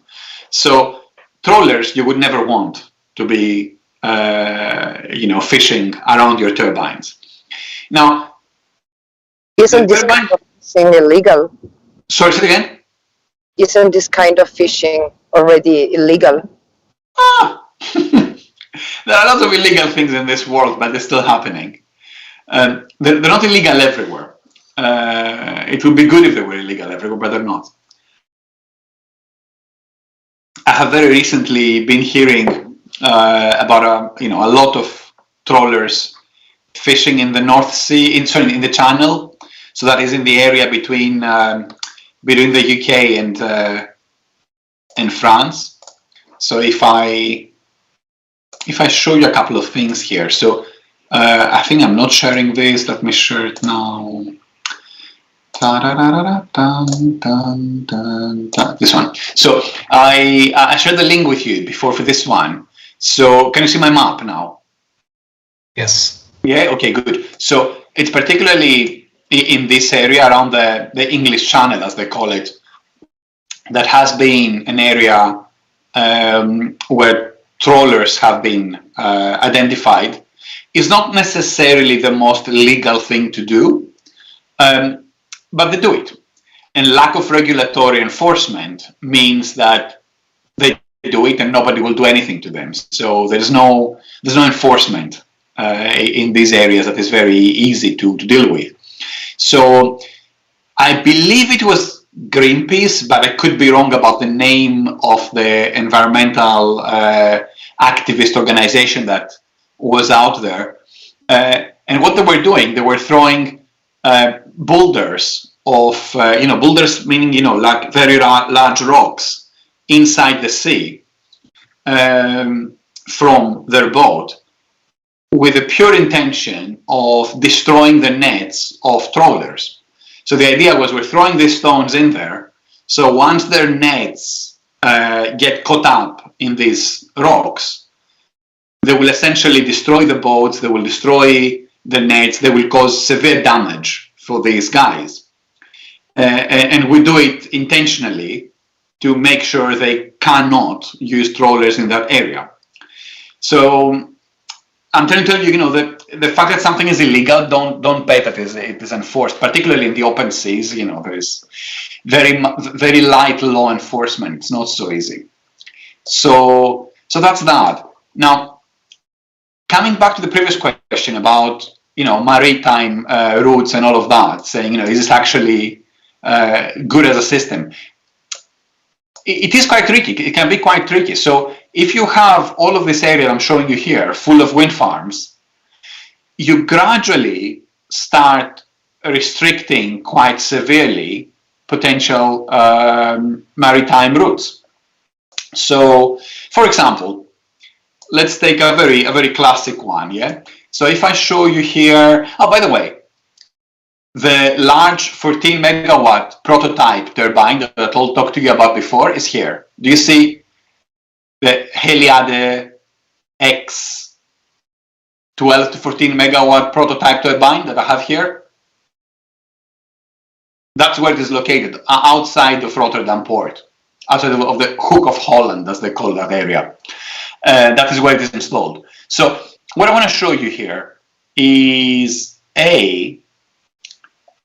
if you wanted to have maritime movement of boats, say for example from the port of Rotterdam here, it is one of the most important ports in Europe and in the world really.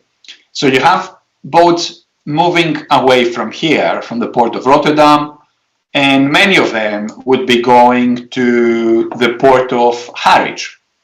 The port of Harwich is here. I'm trying to move here. I don't know if it's going to show it. Let's see. Anyway, it is this area of England, yeah? So in this area of England is the port of Harwich. Well, lots of vessels, basically a lot of the commerce from the continent, the European continent to England is coming through, yeah? Is the port of Felixstowe here and Harwich here. So if you see between these two ports, so Rotterdam here, Harwich here, you have a very large number of offshore wind farms, some of them existing already, some of them proposed, which block these routes. So the planning here is to essentially make sure that we have enough gaps between those very large wind farms to essentially enable maritime routes to go through. Typically, like I said before, ideally, if you can avoid it, you want to avoid having large vessels going between your turbines. You would rather have them going between your wind farms. Does that make sense? Yes, thank you. Okay, thanks. Good. Another thing that I meant to say on that, particularly for this map, is that if you were to zoom here, the picture is a bit rubbish, but you can see every single turbine. I don't know if you realized that before, but if you zoom here, you can see all of these dots are wind turbines, and the orange line between them is the cabling, is where the cables are that connect them. So it's not a bad website. It has quite some nice information. You can also see the size of these turbines. I don't know if you can tell. It has here, it says 3.6. All of these 3.6s are the megawatts of these turbines. And if you see, for example, here at the rear, it is 6. This is the 6 megawatt turbines, offshore wind turbines.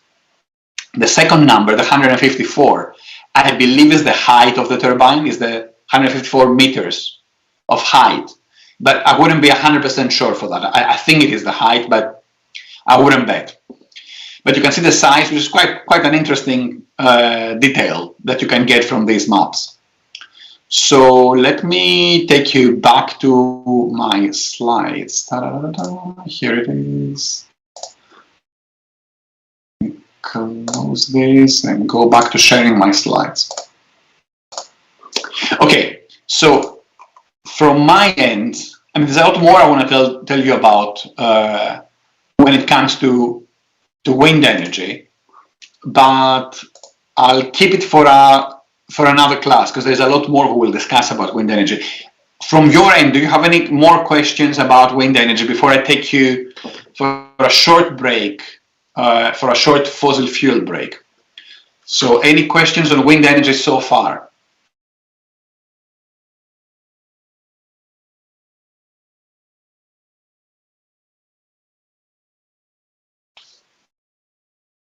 No? Okay. So then let me transfer you back to fossil fuels. The benefit is that you're not going to be hearing about turbines now. You're going to be hearing about a different thing. But the drawback is that it is fossil fuels, I'm afraid. So that's the internal combustion engine. You might be wondering, right, okay, why do we care about the internal combustion engine when it comes to electricity generation? The answer is that because there is a significant amount of energy, electricity, that we produce with internal combustion engines. Have you seen any of that? Have you seen any electricity being produced with internal combustion engines? Do you know what internal combustion engines are? Have you seen one ever for any use? Yes. Yes. Who has seen one? And what was it used for? For cars? Correct. Yes, these are car engines, yeah? Internal combustion engines are your standard engines on pretty much all non-electric cars out there. So either they burn, you know, petrol or diesel or natural gas or liquid propane gas or whatever. They're all internal combustion engines. So you have seen lots of them in every car around you. Now, have you seen them used for electricity generation? Because it's a little bit different.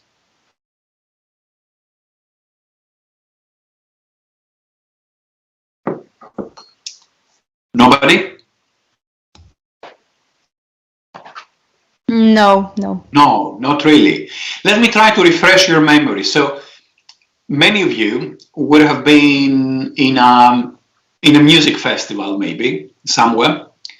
Sometimes a music festival that was maybe somewhere far away in the countryside, in a field somewhere maybe, and maybe where that festival was taking place, you could hear somewhere in the festival, well, when there's music, really, you can hear the music much more than anything else. But at times when there isn't any music, you can hear a very loud noise, sometimes a banging noise that goes pop, pop, Yeah, pop, generators. pop. Yeah, these are electric generators, electric generators. And these generators typically run with internal combustion engines. That's how they're sourced. You know, you put petrol in them, or I don't know, diesel, whatever the fuel might be, and they give you electricity from the other end. They can be very compact or a little bit bigger, depending on, you know, how big the energy demand is where you are. But it's very typical that in such places you will have generators, and they can be, you know, sometimes you have a small one that a small canteen would have, just to run, you know, a toaster and an espresso machine or whatever. Or they can be very large, you know, to provide electricity for the lights in a rock festival or for the amplifiers and so on. Yeah, so there are lots of different applications and different sizes that they go for. The common characteristic is that they're generally quite inefficient. They're generally quite noisy and quite polluting. Now, apart from the festivals, which is okay, one sort of niche use for these generators, but probably one that you have seen them at. You also have them where else? Where else would you imagine that they're being used? Is there any other opportunity? Maybe Professor? in hospital, maybe. Why would you have them in hospitals? What's the reason?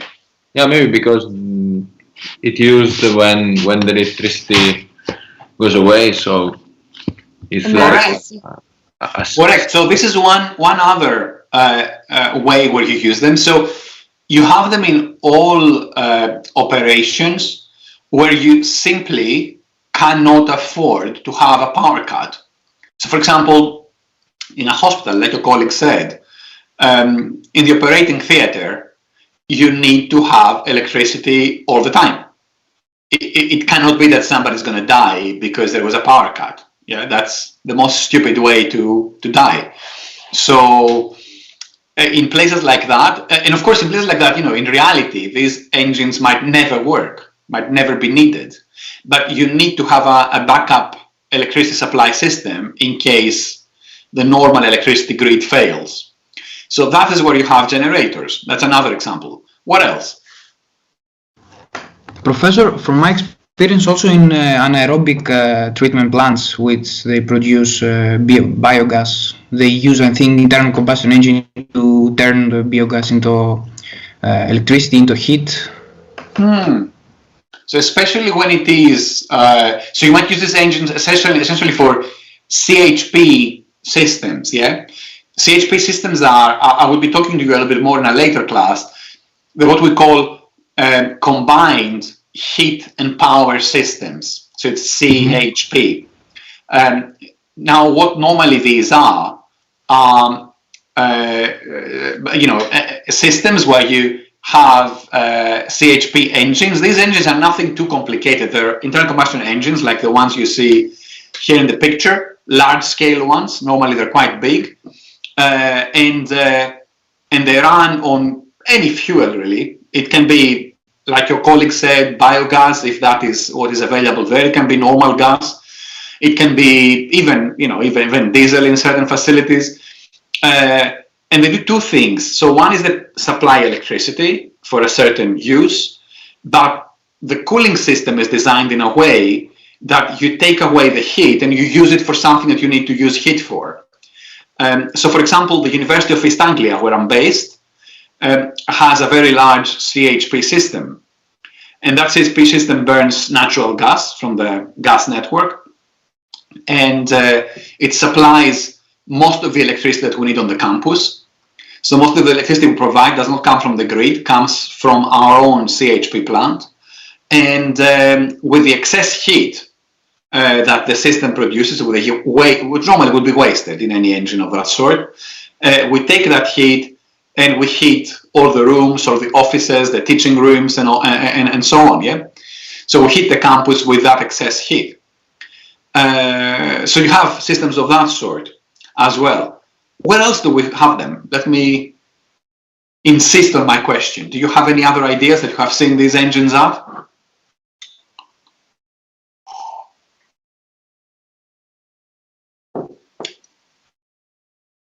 No? Let me say then here, it's at small islands. Yeah, so most small islands rely on electricity that comes from internal combustion engines. Most small islands are not interconnected. They don't have cables that connect them to the mainland. They have their own engines and produce electricity in this way. And that's kind of a global phenomenon, Very few islands around the world are connected to a mainland supply system. They're normally having independent power stations that supply electricity in this way. So there's a number of activities, therefore, where these engines are being used for electricity generation. And the reason why I include them in this conversation that we have here is not so much because they're amazing, it's because they're used in many niche applications, and they're used in applications where you might actually see them. So, for example, it's particularly the islands that I think are of interest here, not least because when it comes to islands, you will see these engines being put in use, and these are environments where you could be having very easily renewable energy sources. So some of the most pioneering, most profitable, most let's say, easy and straightforward installations for renewable energy have happened were for islands in replacement of internal combustion engines. So it's quite an important detail here for us to think of, as the economics of internal combustion engines for electricity generation are insane. They're very expensive. The engine itself is very cheap, but what is not expensive at all is really the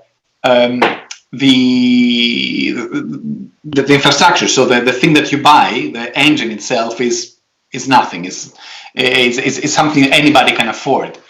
But then afterwards, buying petrol or diesel to fuel that engine, that's typically a very expensive process. And because these engines are not particularly efficient in the way they burn fuel, the result is almost disastrous. You know, it's so costly to produce energy with them that it's typically, you know, I would say probably it's not right now the most expensive way to produce electricity, more expensive than anything else that we have. So that's why in places that rely on these engines, it is relatively straightforward to introduce renewable energy and storage and whatever else, you know, technologically advanced stuff you like. So that's why it's quite an interesting niche of decarbonization. So let me show you a couple more things here. Here. So the reason why I'm mentioning that, by the way, is so, you know, because you have islands and you have areas of the world that don't have good quality of electricity supply. And all of these areas are typically areas that are linked to these types of generators. Like, what would be your guess? How many people around the world don't have access to good quality electricity?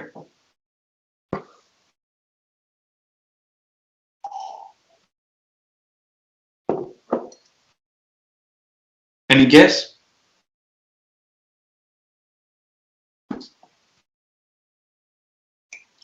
Can you repeat the question, please? Of course. How many people around the world you think do not have access to good quality electricity? Maybe 40%. Around 30 to 40%, yeah? It's about 2.5 to 3 billion people. So it's not a joke. It's a very large number of people. This isn't a question for, say, for example, for the small Greek islands, yeah, which again have similar problems, but it's a totally different scale. There you have, you know, maybe 200,000 people in Greece that might not have full access, or might have intermediate access with problems because of these engines. But you're talking about pretty much all rural Asia, pretty much all rural Africa, and in some cases, you know, urban Africa. So it's very large parts of the planet, or Latin America even in some areas, that don't have electricity in the way that me and you understand it, in the way that, you know, we're used to having electricity at all times. And quite typically, these people, either because their countries don't have any supply for them, so they turn themselves, you know, they buy for their own household a generator that is an ICE engine, or because their governments themselves would supply these types of generators, you know, at a community level. That's how they end up relying on them.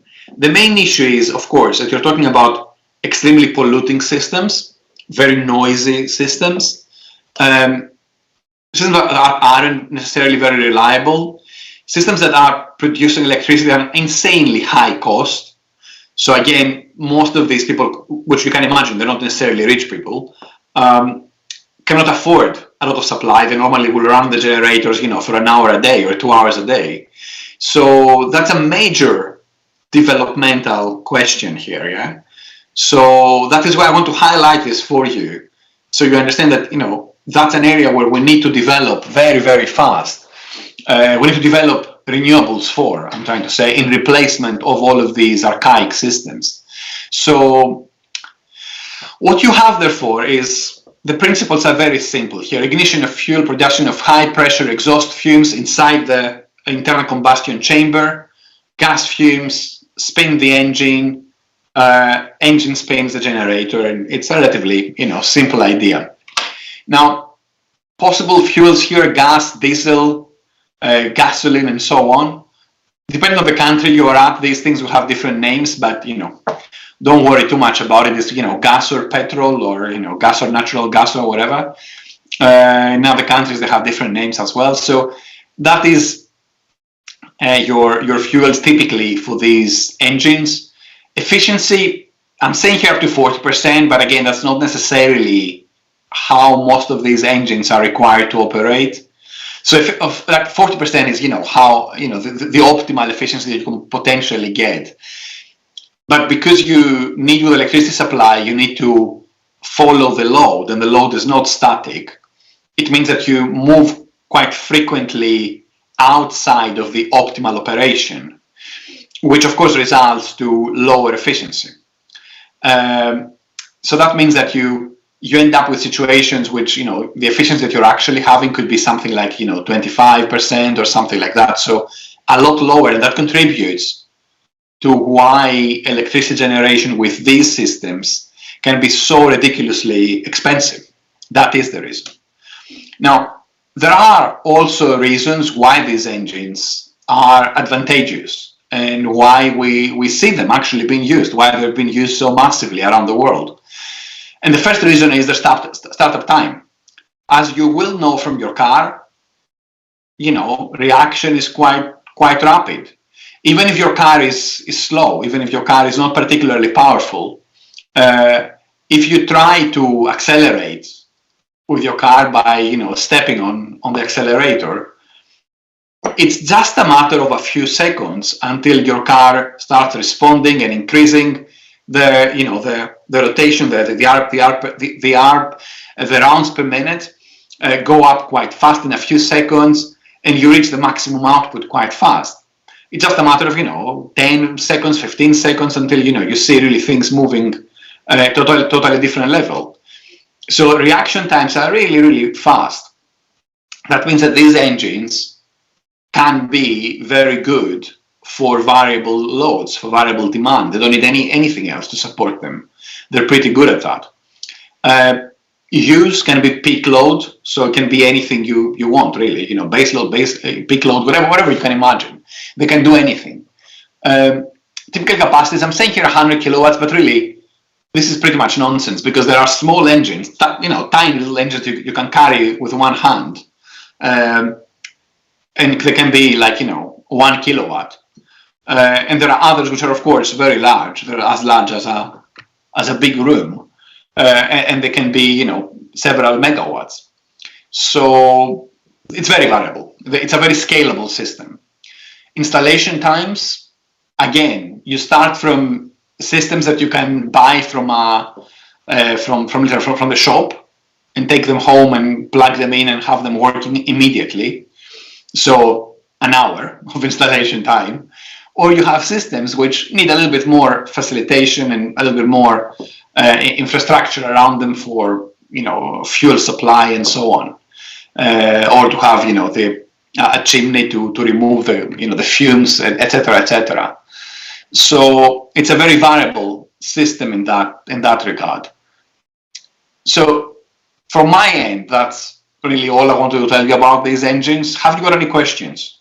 Anything we should discuss about them? Because I need to say, this is probably the last time we're going to talk about them. We don't have any more classes on internal combustion engines. So if you have any questions, now is the time.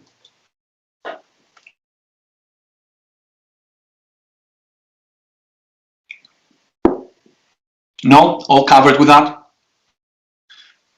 Good. Okay. So my only comment here to say is that recently, particularly here in the UK, but I think it is a trend that is growing in other parts of the world, we start seeing an increased interest in such generators, particularly for this coming winter.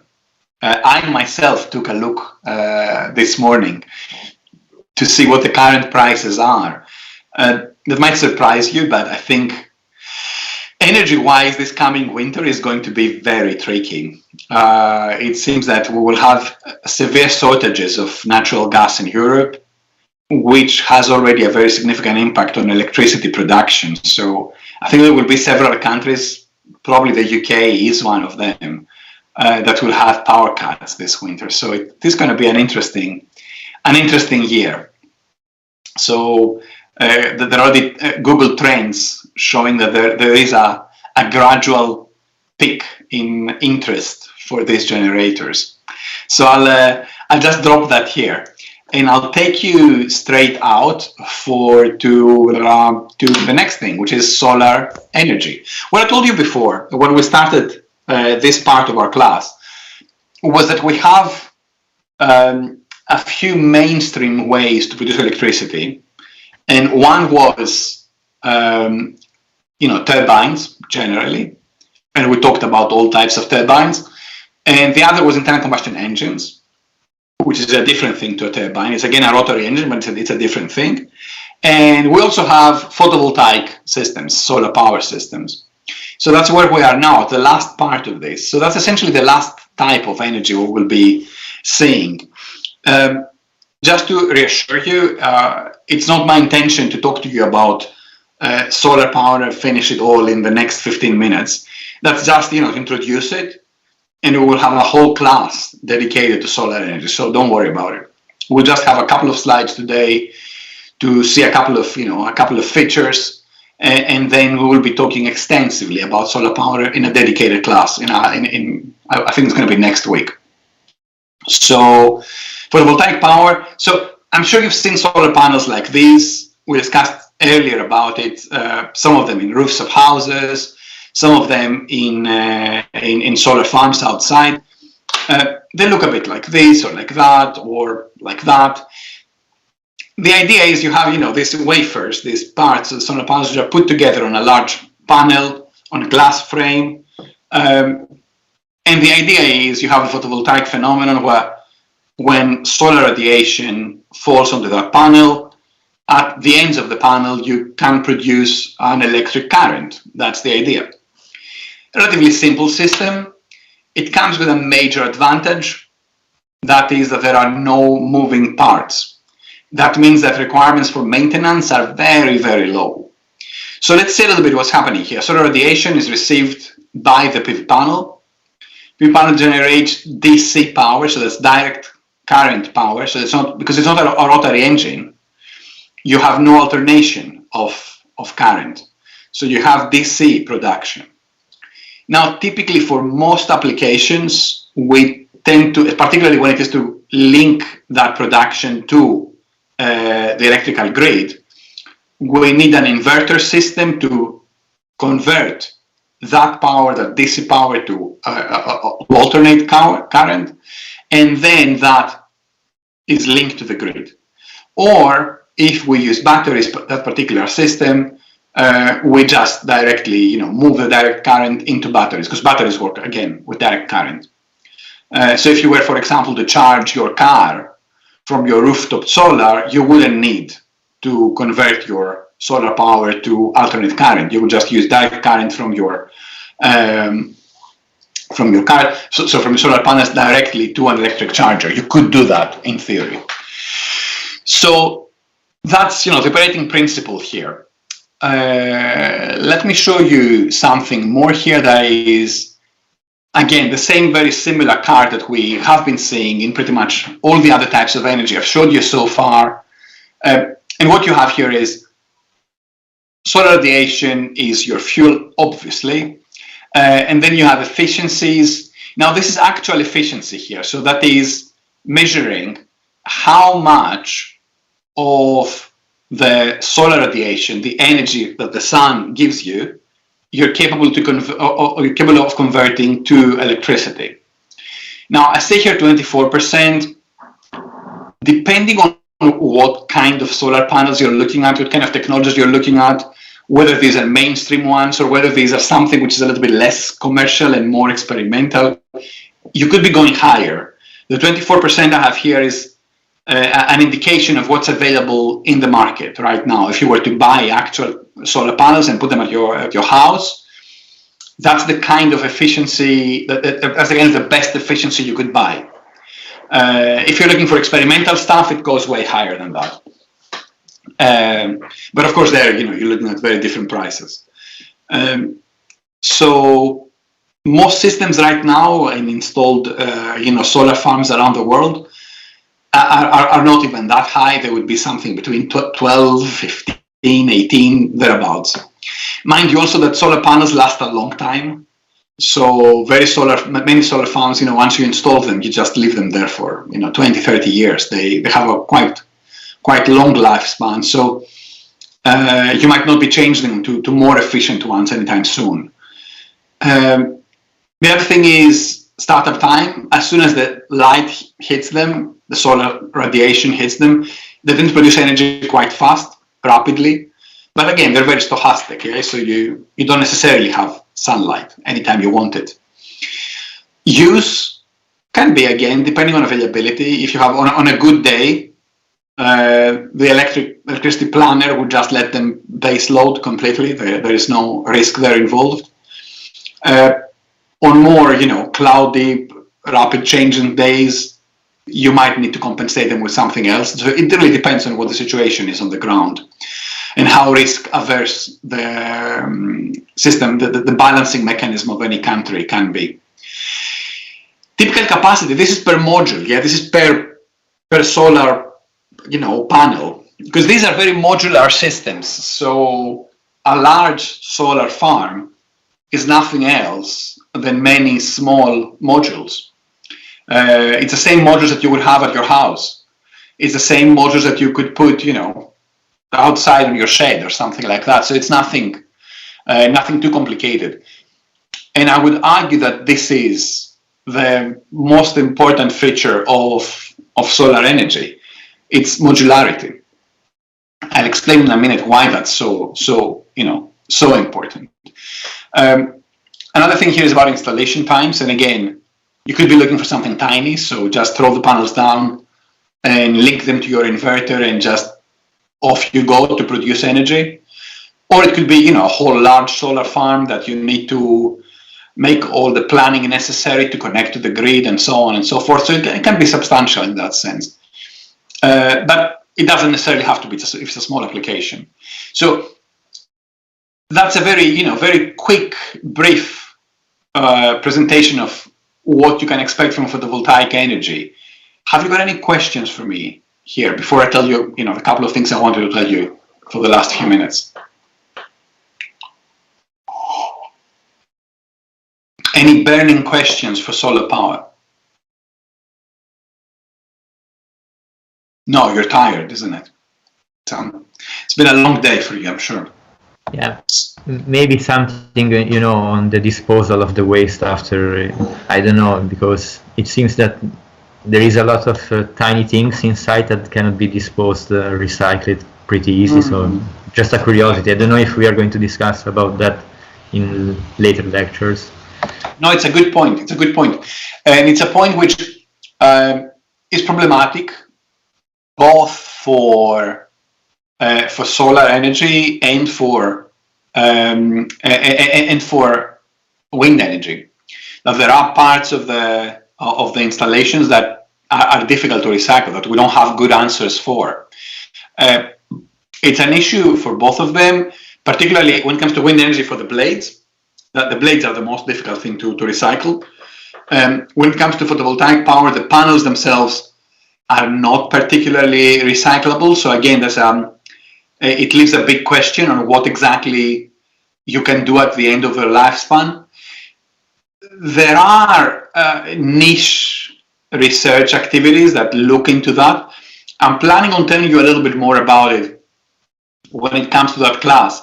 But the thing I would highlight here is that there aren't very easy answers. So it's not very straightforward when it comes to solar panels on what exactly you do with them to recycle them. But it is an area which, how should I say, we haven't yet reached the point where we have so many solar panels that need to be recycled. We don't have enough scale at the moment where large solar farms need to be, decommissioned and recycled. We haven't got there yet, because most of the installations of solar panels have really started happening over the last 10 years, roughly. And with a lifespan being around 25, 30, 35 years, thereabouts, that means that we haven't yet reached that point where, we have massive solar installations that need to be retired. So in the next few years, I expect a lot of activity in this area. And it is something where, like I said, I'm hoping we'll discuss in the next class. Any other questions that you might have?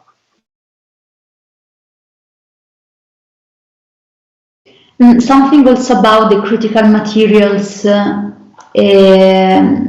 required to produce the solar panels, the wind turbines. Critical materials.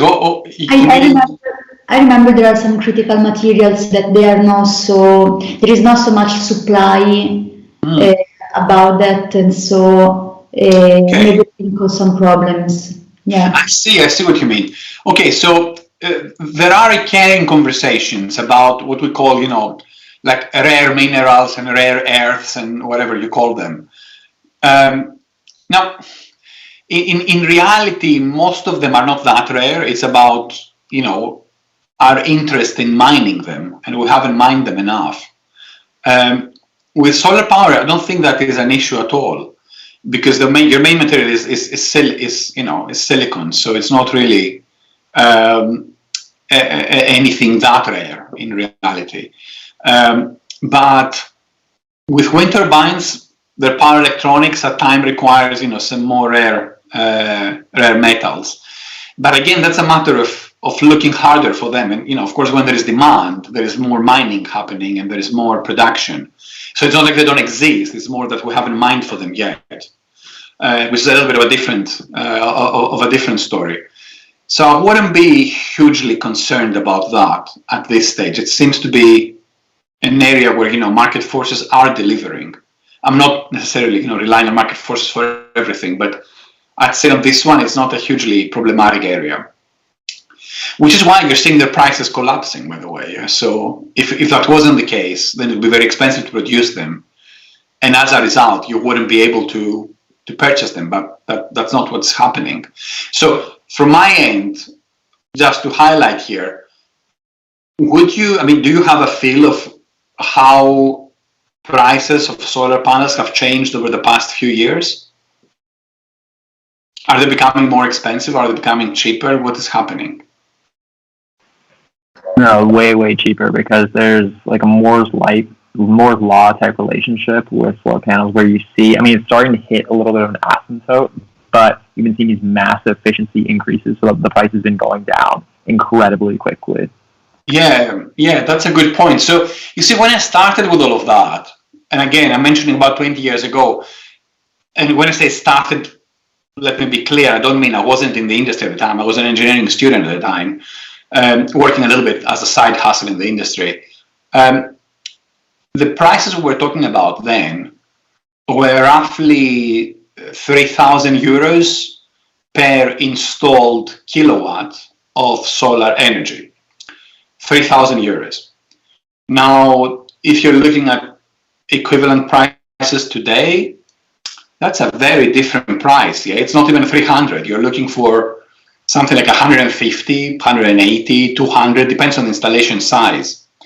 So it's a radically different price that you can pay today, about 15 times lower than it used to be, 15 to 20 times lower.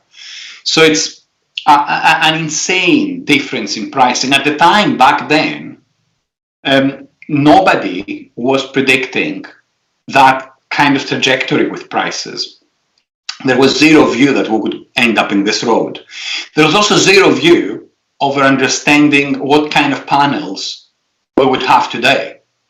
So the predominant view at the time was that what would happen over the years would be that we would increase the efficiency of solar panels, and that would be the driving force for their costs to come down. So the idea was that the actual panel wouldn't necessarily become so much cheaper, but rather gradually we would have more efficient panels.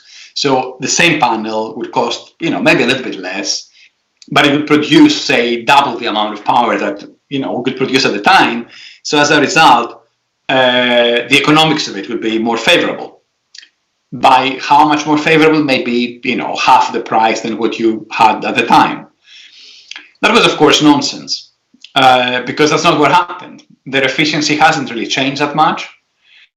Instead, what happened was our capability to produce those solar panels has skyrocketed. So as soon as production moved to China, production facilities had grown substantially and economies of scale have kicked in, and our ability to produce those panels has become, insanely different than what it used to be at the time. So that is what has driven costs down. Our ability to produce 100, 200, 1,000 times more panels than we used producing at the time. That is the main difference.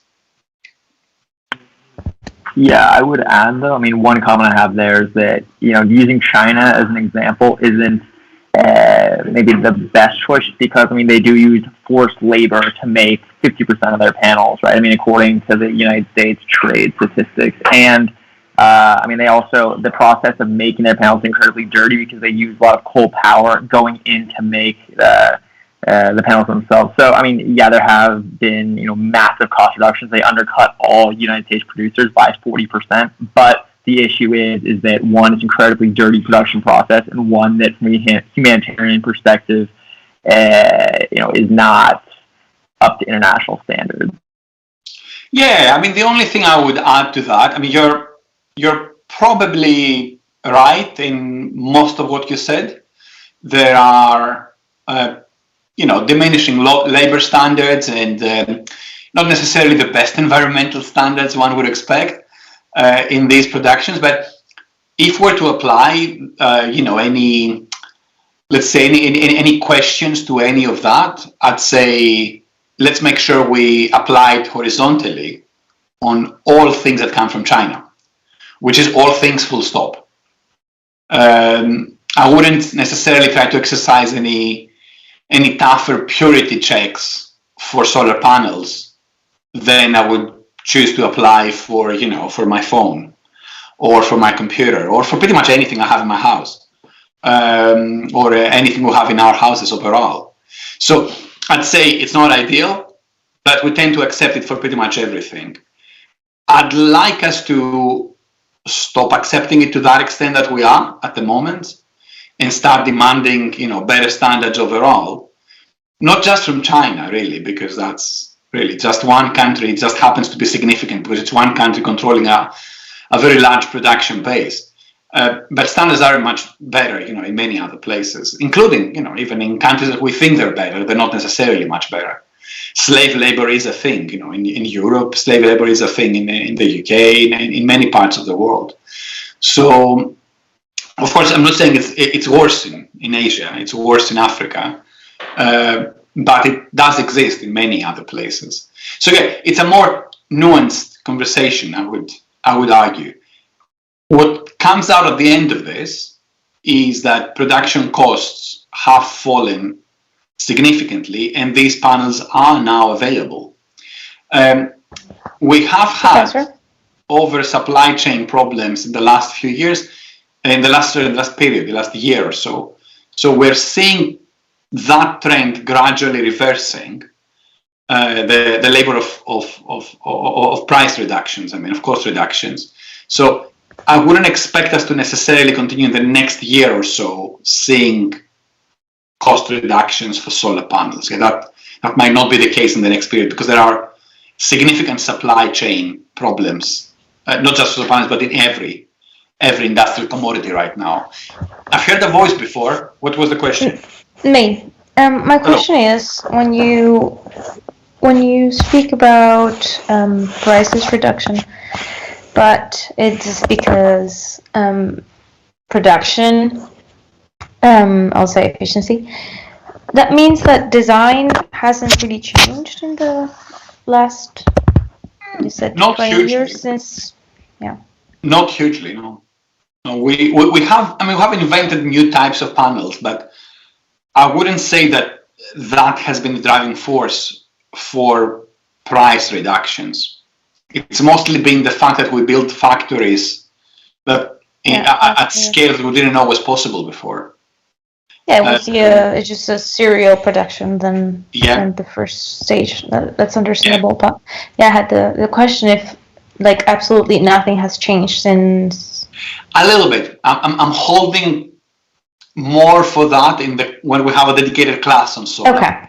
Okay. Yeah? So hold on to that. I'll get back to that promise. And on that promise and on that note, I'd say that maybe we can. Is it time to? Is it 6 o'clock there? It must be. Yeah. So what I'll do is I'll stop this class here, and we'll continue on Monday, and we'll carry on because we're going to have a dedicated class on solar, a dedicated class on wind, where we'll see a lot more detail about each one of these types of energy, where I will be hoping to tell you, a lot more about their details, both their market dynamics and their growth potential as we move forward. So on that note, I'll wish you have a good afternoon and a good weekend after that, and I'll talk to you on Monday.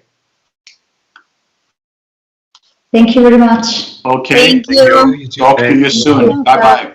Bye bye.